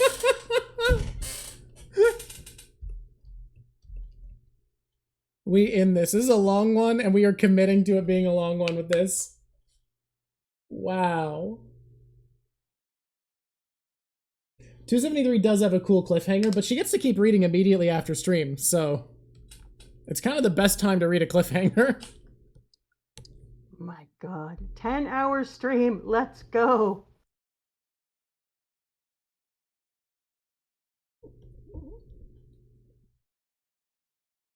That's hilarious. Okay. All right. Okay. Let's take a look at how this poll is doing to see if we even need it to finish.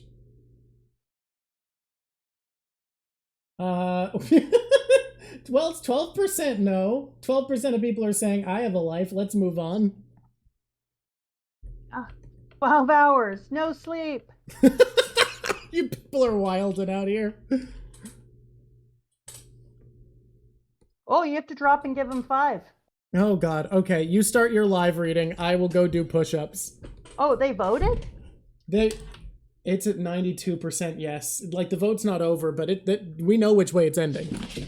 No sleep till Brooklyn. Okay, people, I'm going to do my very best. You're weirdos, and I appreciate that. 1, 2. But let's listen to you do push-ups first, because 5.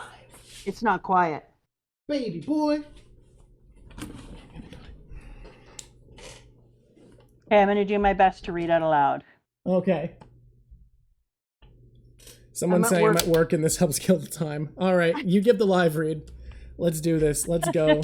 Everybody, you can read along with Mama Drock. It's chapter 273. Read along time. And actually, I had some people who asked if they could do a read along one time, so that's funny. Yep, we got one read along.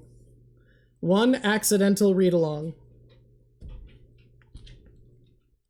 So then we have Eminem. He's standing at the end of 272 and says, let's move into the finale. Only he screams it. Why? Because he's crazy, and that's what crazy people do. Then we switch on over. Boom!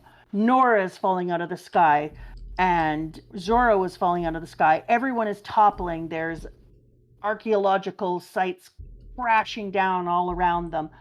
I'm flying away! When is this going to end? Says Luffy inside of the snake.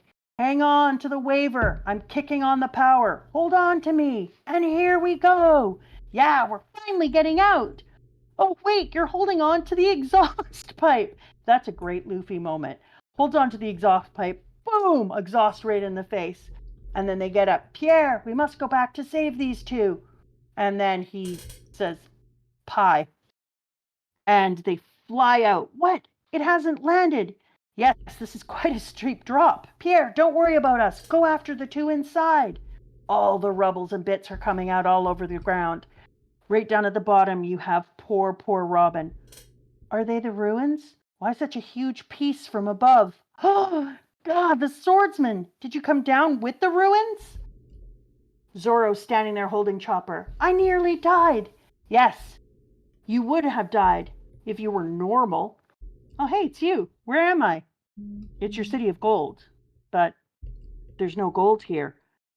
Nora goes down, squeezes in through the gap, takes a huge breath and screams out. says Luffy. They really put up a fight. Everyone else got out. We're left behind. Luffy still somehow doesn't manage to notice that he is inside of the snake.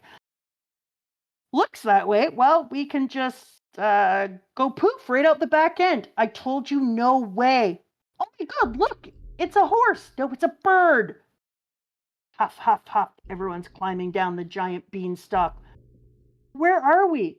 Asa and Luffy got left behind. Have faith in Pierre. That bird will get the job done.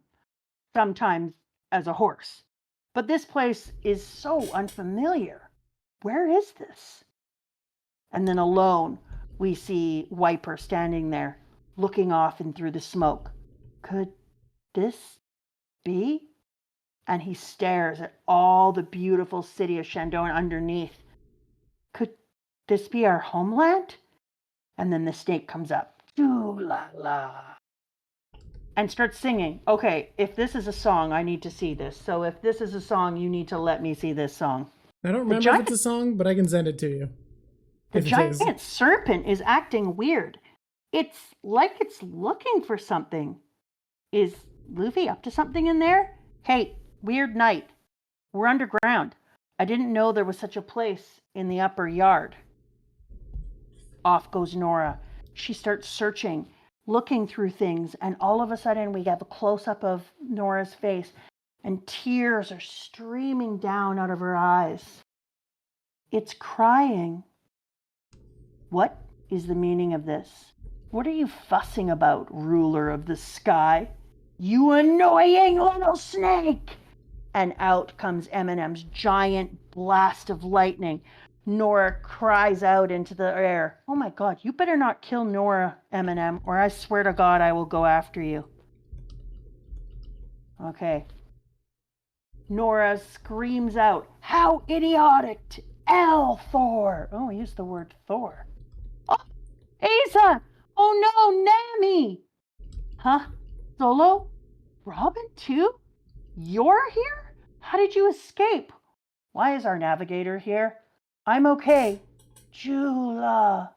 But inside that thing is Luffy. In there. Why, is he like this? How would I know he was there?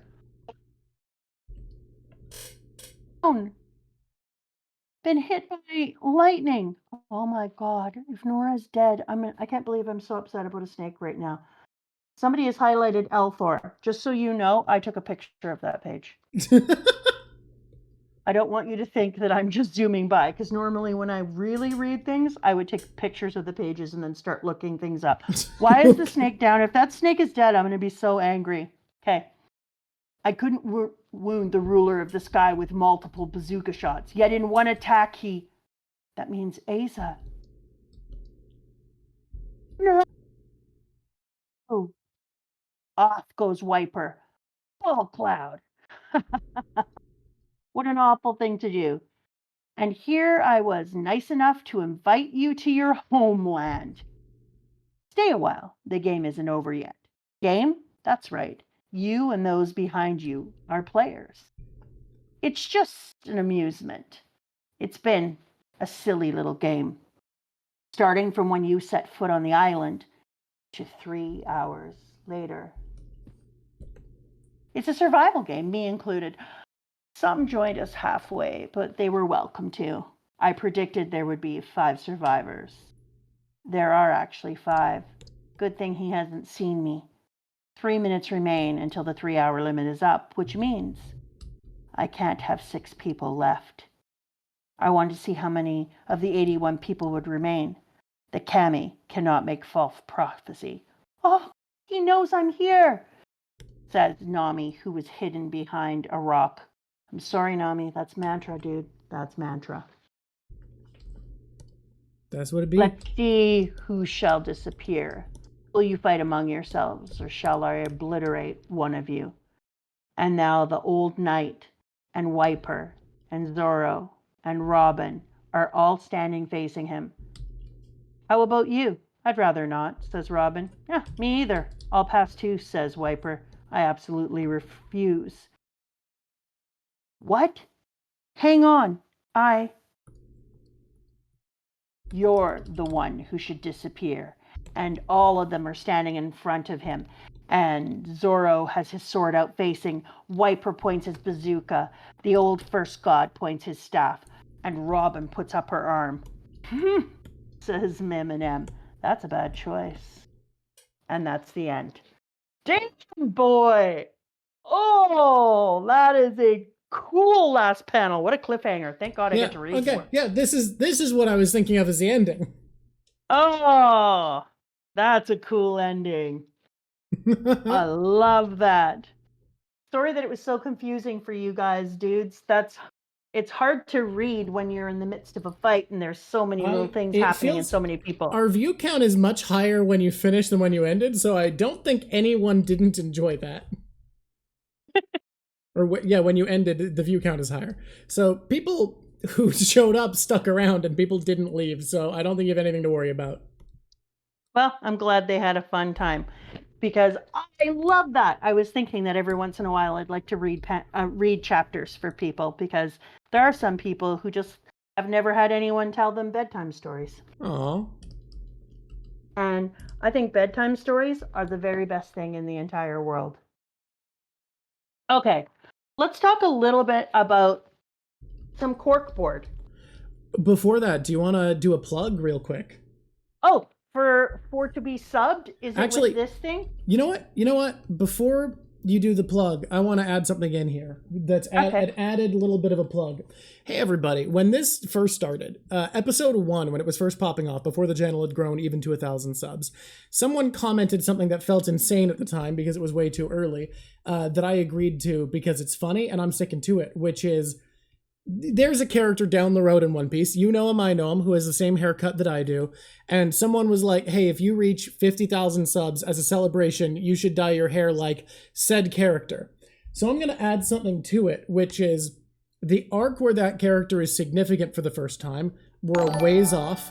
If we hit 50,000 subs before then, I will bleach my hair and like go out of my way to get a shirt to do closet cosplay of that character for that arc.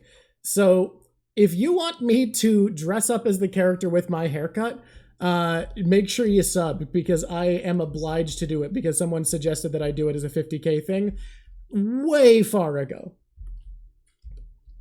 That's awesome. I love that. It is Pineapple Head. I feel like that's not a spoiler to say.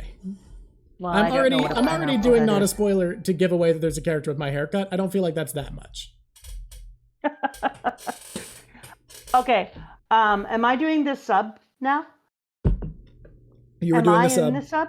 You're in the sub. This is you in the sub. Am I in there? You're in there. Is that my little unicorn head there? Everybody counter it. Count me in. The tradition. Counter in, chat. It's my favorite part to get counted in. The count in was such a funny suggestion that someone had. I absolutely adore it. There we go. Hi there, the count. YouTube. Okay. Oh, I like that the count in went up to 97. Hi there. Have you been enjoying the content that we've had on the Drock Show and been enjoying hearing me, Mama Drock, read One Piece and have a good time with it for the last little while? Me too. I've enjoyed it tremendously. I have 2 things I'd like to say. Number 1, why don't you come and follow us on Twitch and have a good time in the chat? And you may have an opportunity to see me read a chapter live like the good fellows here just did. Also, why don't you press subscribe right now and ring the bell so that you don't miss out on anything that happens. And if you liked it, like it. If you're still here, I'm assuming you liked it. I often see things and forget to do the like and subscribe, but we would like to see you more often. Also, that's me. I'm inside that sub. Did you notice? It's tuna sub. It's a sub. Beautiful. Wonderful. Everyone's away. I love when chat waves to YouTube on a stream. I find it so pleasant and fun. I love when they do their, hi, YouTube. All right, we ready for the corkboard? We heading to the corkboard? Yeah. God, we're 3 hours in. This is going to be such an edit, but honestly, I don't regret it. This has been so much fun. I've had the best time ever. Okay, so Corkboard isn't super long because, like I said, we want to do a large corkboard at the end of the arc so that I have the whole perspective. Look at them all waving to YouTube. Aww. Try to ignore the joy, YouTube. Okay. But first of all, I wanted to talk about Robin. So I had some trouble with Robin last round, and we know last round I was like, come on, Robin. Here, I'm going to shut my door because my dogs are happily barking at deer. They need you to know that there are deer. Deer exist. They want to make sure that Chopper doesn't come in here and try to murder me. Okay. So this time around, I think Robin was amazing. She brought the thing. So first she realizes that there's an issue. She's in the midst of trying to find the lost city, not for the same reasons as everybody else who's trying to find the lost city. And she realizes that there is writing on one of the stone plinths that is talking about something that we all know and hate, the Pluton. And so Pluton goes for the god, is also another name of the god Hades, or Greek for the unseen. So when she realizes that it has the same writing on it, she thinks that it's a possibility that this area actually might be have information about a thing that I just found out about a lost 100 years. So what did you say that it was called in your version? It might be a name that's brought later, but I feel like it's the exact same thing, so I don't think it's a spoiler to say, but the Void Century. Again, that might be just a word that comes later, but I already said it to you, and honestly, like, it doesn't add any extra meaning, I think. It just means 100 years of history that's not known about, which is what Robin explains here. Yeah, and here it's called The Secret of the Unspoken History. And she does talk about how it is 100 years of time that was missing. And I said last time that I wasn't sure how much I trusted Robin because it felt like every time she went somewhere, she was looking for something and that she had an agenda that was beyond what the agenda of the Straw Hats was. And then when she found this and she got into her first fight and she was talking about how this person is ruining something that they actually can't comprehend, it made me realize that she absolutely did have an agenda and that she is trying to find out about this void century, this period of time that nobody speaks about down in the blue sea. So when I thought that, I was like, definitely, I'm going to have to move my mic to the side because I'm turning my head right now to stare at my board. Okay. Tell me if the quality is the same now.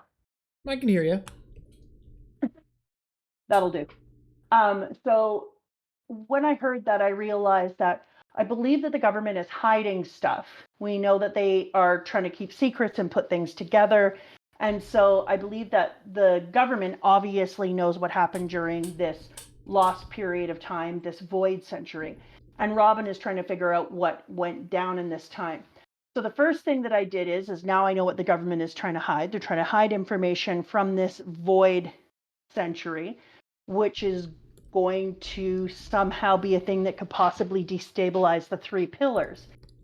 We already talked about last time that I believe the three pillars are the seven warlords and the center area with the deities, and then the outside is the government, which could be as long as we want. We were talking about that.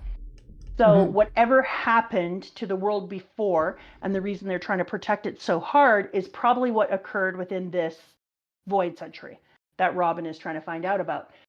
And so then I connected that, in my opinion, the three different phrases that are the most connected and how I'm going to be looking to create my own, and I think they all lead to the One Piece in the end, so I'm kind of starting to lead myself towards the One Piece, are these phrases. The world is waiting for our answer. And then I'm like, okay. And that's from Dragon's monologue. That's from chapter 100. That Dragon said to Smoke, the world is waiting for our answer. And then I was like, what is the world waiting for? Who is waiting for the answer? who asked the question, what is the question that they want answered, and who can answer it. Okay, so those are so far some of the questions I have about that one. And then the next one that's connected to it is the destruction of the three great powers would reverberate throughout the world. They must be protected. So that one is attached to the first one. And then perhaps this island holds the secret of the unspoken history that the land below has ceased to talk about. So these three ideas with these three sentences, I'm using these three sentences as placeholders for these ideas that I'm connecting together. And I'm going to give them each a question corner where I make questions for all of them. I just already had some in place for the world is waiting for our answer.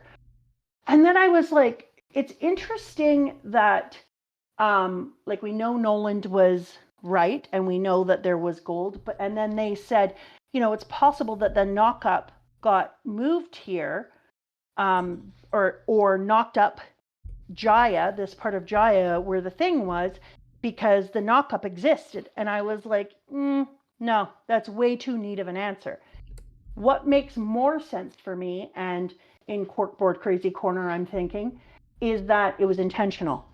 So they intentionally guide a part of Jaya because Noland was right, and the answer to the Void Century was inside of this part of Jaya with all of this, with this society that had been pulled apart.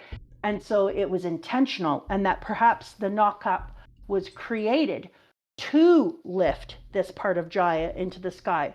So they intentionally created something, or someone or someones had enough power to create something that would lift part of Jaya, because obliterating it would be too obvious. If a whole thing just disappeared, people would know that.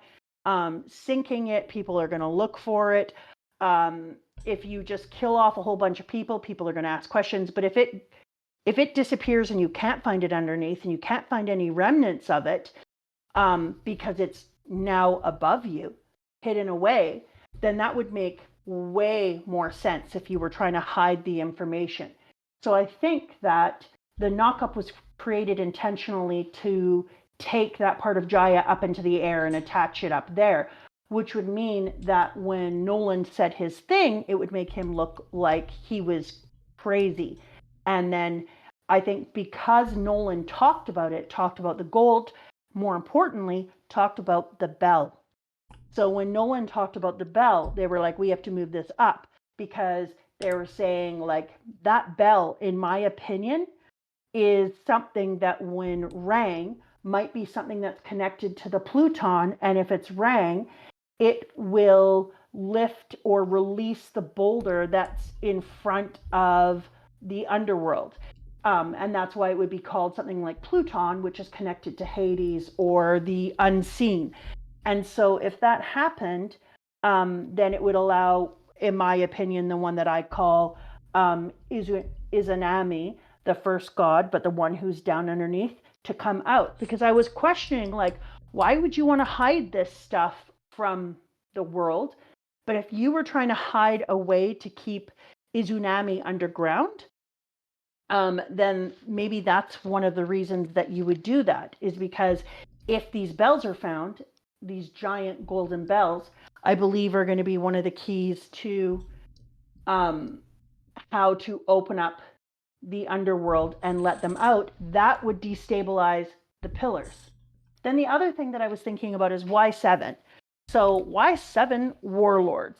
So I started to look at the Japanese thing, and I think a lot of people know that there is 7 gods of luck in Japan, and it is not just in Buddhism. It's also, it is in Buddhism, but it's, the Buddhism is also found in China and in India and in Japan, and also in Shintoism, these 7 gods. And when you start to look at them, there are some similarities in these 7 gods. They're called the Shikifukajin. That is badly pronounced. Don't say that to a Japanese person, please. You'll probably have said something very bad.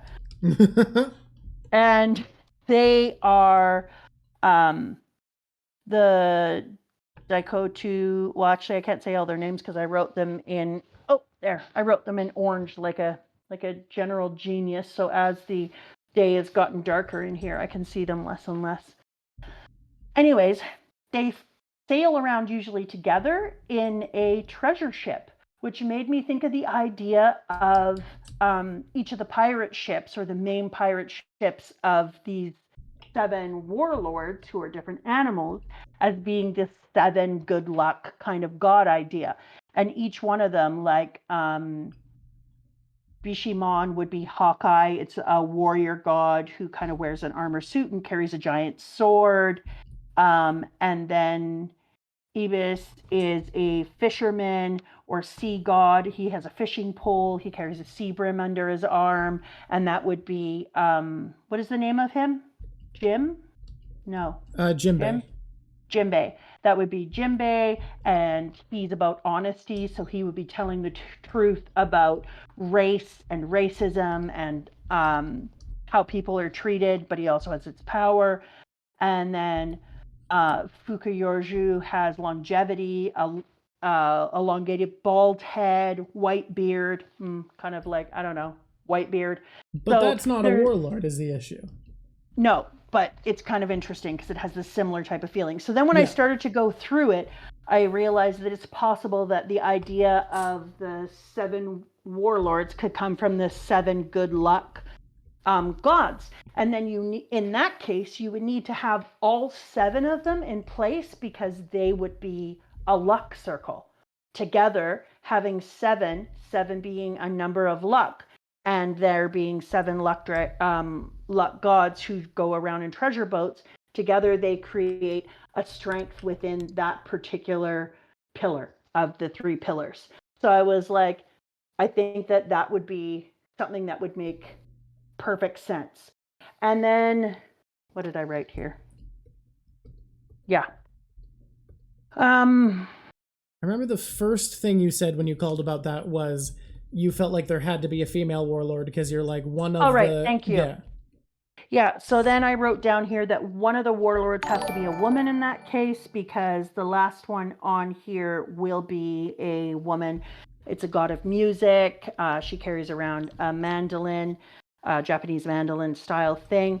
But, it doesn't have to be perfect when you're doing these types of things, when you're kind of borrowing ideas from mythos and you're using these types of pieces. I don't think that it's inexact, but I do think that he definitely will have a woman as one of the warlords. So that's, all right, in my opinion, 100%. So I think the only prediction in there is, we could say a prediction that they represent a luck circle if you want. I think the only concrete prediction there is one of them is a woman, but is there anything else you want to make sure gets noted down as a prediction? Yeah, I want to predict that that Noland was disparaged on purpose. Okay. Oh, right. I forgot to note this, and that the knock-up stream was story that the knock-up stream was to make a knock-up stream, which was then used to lift that part of Jaya into the sky. Yes, that was part of your theory. I forgot that. Kaido, I don't remember what your question about Jinbei was. Oh, wait. No, you also have to put in that the bells could be representative of a thing. God, I missed a few things. My brain. Like the Pluton, which would then be used to lift the boulder to release Izanami and the gates of hell. Okay. That is a lot. Yeah. Prediction 66 to 74. I'm going to have to take a look so I have some guideposts when I'm editing. Thank you, Kaido. Yeah, I don't want to make too many things in Corkboard Corner because, like I said, I'm not through the chapter yet, so I don't want to make too many predictions. Oh, I wanted to say my cool thing. Remember, I wanted to tell the people that if they press the bell, so they always get updates of when we put something out. I think we should save that for next one anyways, because now they'll know about it next time. All right, now you know. Because Corkboard comes after the plug. There's another one. This one, Mama. I was wondering, since all the fishermen are based in real life, sea, Arlong, Sawtooth, and Hachi Octopus, Kombi, Tooth, Smelting. Since we know that Jimbei is a fisherman member of the Warlords, I was wondering if you would predict the next stream what kind of fish he's based off in I haven't even thought about it. Okay, so what kind of fish do you think is befitting of a warlord? They said predict on the next stream. Yeah, we can wait till next one for sure, so you have time to think about it. I'm taking a picture of it so I don't forget to do it. Fair. I remember that, and I question. absolutely forgot to ask you.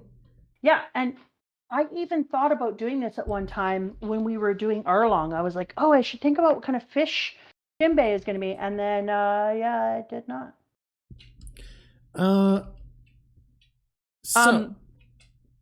I do not know if we saw any new devil fruit, because I don't know if the god actually has a devil fruit that gave him. Do you want to, as a supposition, because we added Robin's before you had any idea what it is, do we want to supposing it is like Ace and Smoker and Crocodile, where it's one of the ones that turns you into, lets you control and become an element. Supposing it lets you turn into lightning. Fruit. We also saw the horse fruit. That is correct. So we have on the stack, what we've added is the horse fruit and turn into control and become lightning. In theory, because again, we started ranking Robins before you knew what it was. Like, it was top of the charts before you knew what it was. So I think we can suppose this is a devil fruit that is what you think it is. We can add it to the list. Robin says that, is Enel the same one that I have down here? Eneru and Enel are the same. Eneru, they're the same? Yeah. Is, what's a logia? Has that word been brought up yet? I've never seen it. Okay. Robin does say it. Okay. So apparently it is a devil fruit. So I don't remember. This is the first time it's mentioned. Okay. The rebel woman names the fruit? Man. Okay, no, Crocodile said he was a logia. That's what I thought I saw. I remember when I said I thought somebody actually said it out loud. Okay, I forgot. I thought it was later for some reason. So Logia is the third type of devil fruit. There's the random superpower one, like Luffy. There is animal ones, like Chopper. Logia turns you into an element, so it has been confirmed. This is an element. Yeah. See, I thought I had read it, but I said to you, my God, at the last minute I was reading so fast and so much, and I all of a sudden decided what happened to Jaya, and then I was like focused. And then I said, but I think I read something. Okay, I love that. Yeah. Let me just say I have to change my order now. Yeah, what's the number one devil fruit, I wonder? Let me think. Yeah, it's the lightning. You think it's control, become, and turn into possibly one of the most powerful forces in nature?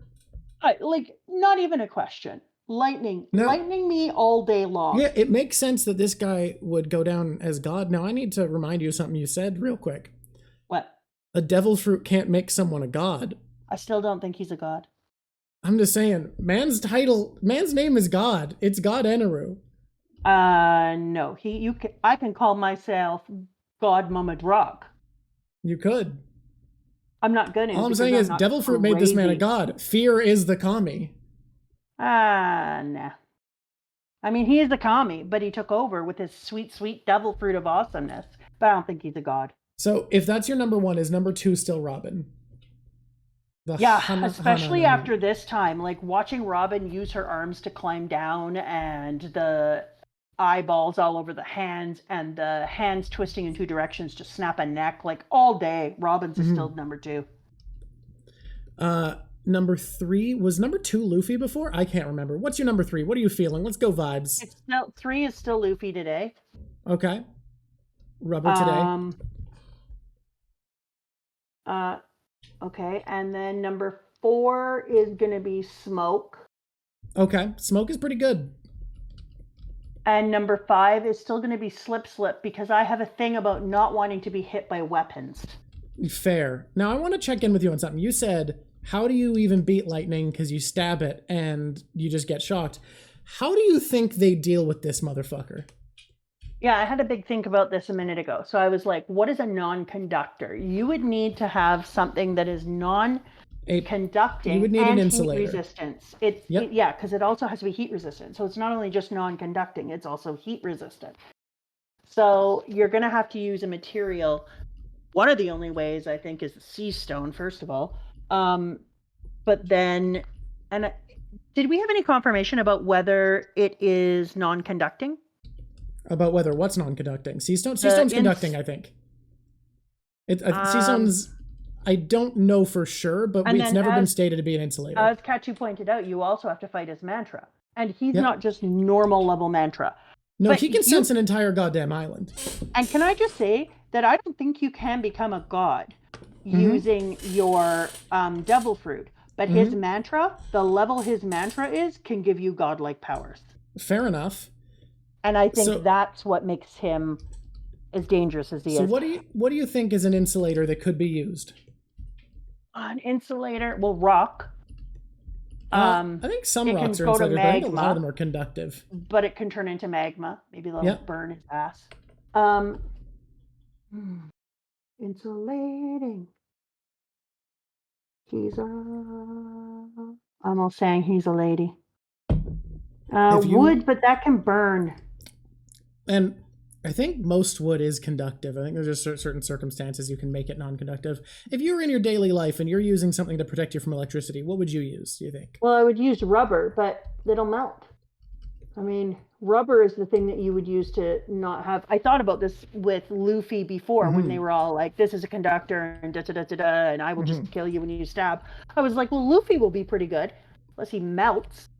But I think Luffy is his weakness. Okay. The problem will be, well, there's some good things too, because Luffy's stupider. Well, because if you're using mantra, but you have somebody who is chaos, you know, there's this way that Luffy's ability to hide his thoughts and walk through the woods without thinking things makes Luffy potentially the greatest weapon against him, because you've got the rubber, you've got the Luffy being able to empty his head. And is Luffy stupid if he's able to empty his head? I mean, one of the things that we talk about within meditation is the ability to empty your head is actually like huge, high level ability. So Luffy being able to think nothing, act with chaos, and be rubber, Luffy is his kryptonite. Can I add into our predictions that Luffy, for rubber and empty-headedness reasons, is the kryptonite of God Eneru? Just to be nice to Luffy, can we call it his sweet, sweet meditative his enlightenment? He has truly looked inwards. He's really looking inwards without rolling his eyes back inside of himself. Cutest animal, definitely the fox. My God. All right, the fox is good. I think we just, God, it's been so long. I think we got to do our MVPs and then MVPs are favorite characters and then wrap up. Okay. Robin is number one. Fair enough. Robin kills it this section. Robin's great. Yeah, I was thinking that a lot of people might have some back and forth on Robin, but the fights for Robin are sweet and numerous, like I point out. But also, she's someone who manages to find the lost city. The gods themselves, the first god, didn't even know that it was there. And when he saw it, he was like, what is this? The Wiper didn't know it was there. He was like, is this our home place? So come on, Robin. High five, Robin. And then she's the one that let me be like, ooh, somebody made a knock-up. Like, where did the knock-up come from? It came from an actual thing making it to, and so thank you, Robin. You're number one. Number two is harder.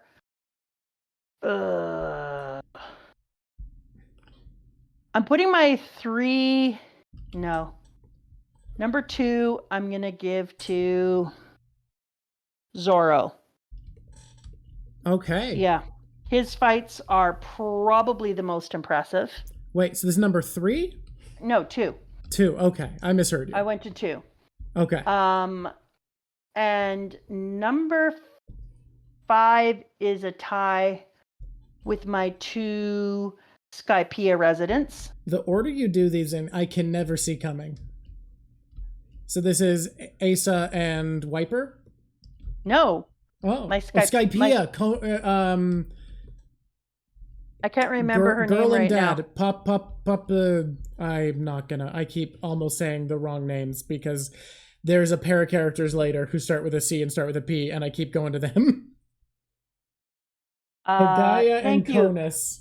Conis and it looked like papaya. It looked like Conis and papaya. P P P P P P P P.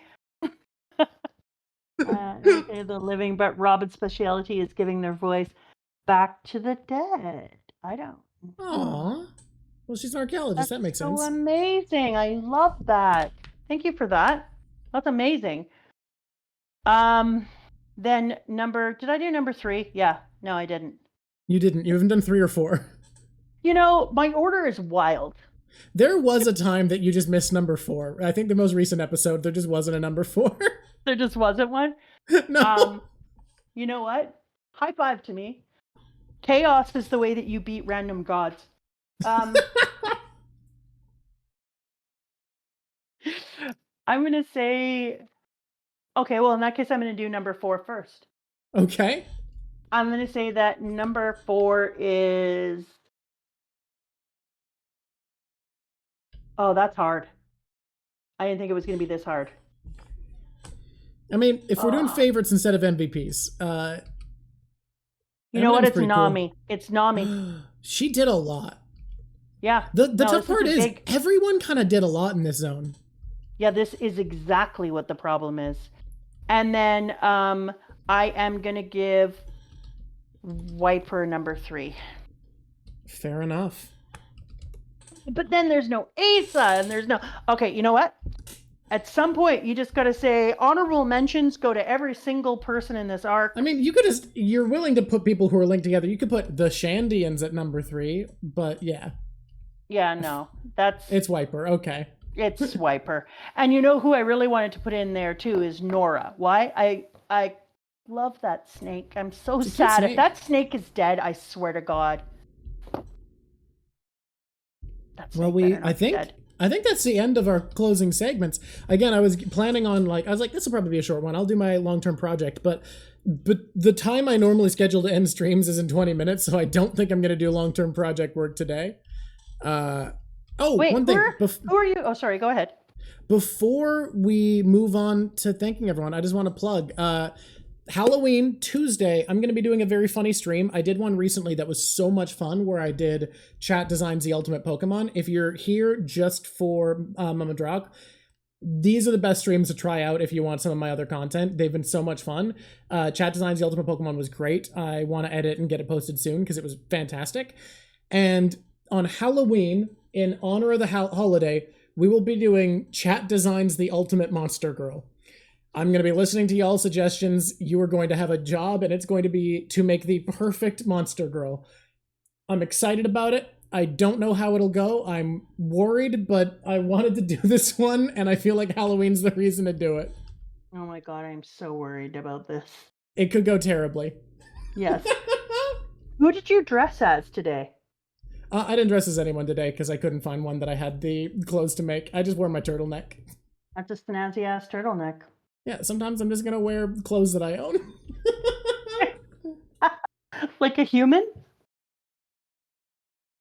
Okay. I want to play D&D again, too. Well, we didn't play D&D. We played Blades in the Dark. Blades in the Dark, Scum and Villainy. Scum and Villainy is so good. All right. Also, whenever I can on Tuesdays, I'll jump in and say hi. Have fun and listen to things, because I'm always sad when I can't. You do have a job. How dare you? That time I got to come in and hang out when I had a Tuesday off, I'm not going to lie to you, that was so fun. I'm glad you showed up at the point you did and not an earlier part of that stream. That's exactly what you said on that same day as well. All right. Thank you, everybody, for being here. We were a little bit off topic today for a lot of it, but I honestly had so much fun. I don't care. It was great. I said earlier that I would sacrifice anything in the name of fun, and that's the goal with the stream. So I'm glad that we stayed true to the virtues today and just did whatever. Yeah, and I said earlier that my brain felt smooth today, so I'm really glad that we got to have so much fun, and it was a little more interactive. Yeah, that was such a blast. I love hanging out with you guys. I love talking about this. I'm so grateful about the community we built because, like I said earlier, when you start doing these things, you don't know what kind of community you're going to get. And the internet can be the best of us and the worst of us, and I feel like we only got the best. Everyone's been incredible. Our mod team that's been volunteering have been phenomenal. All of the audience have been just so great. I'm so grateful for all of you. I just wanted to give you a heads up. I have ordered 2 more full pork boards. And I'm going to be, the next time we come on stream, are we missing next week for your birthday? We're missing next week because I'm going to our cabin for my birthday. Yeah. So when we come back, for people who are on Twitch for our next stream, I'm going to be showing you that I'm making little books under the things that are bigger concepts, like the One Piece or like the 3 pillars, and putting little information behind them. I also, show them my snail. Oh yeah, we didn't show the snail. She has an amazing snail.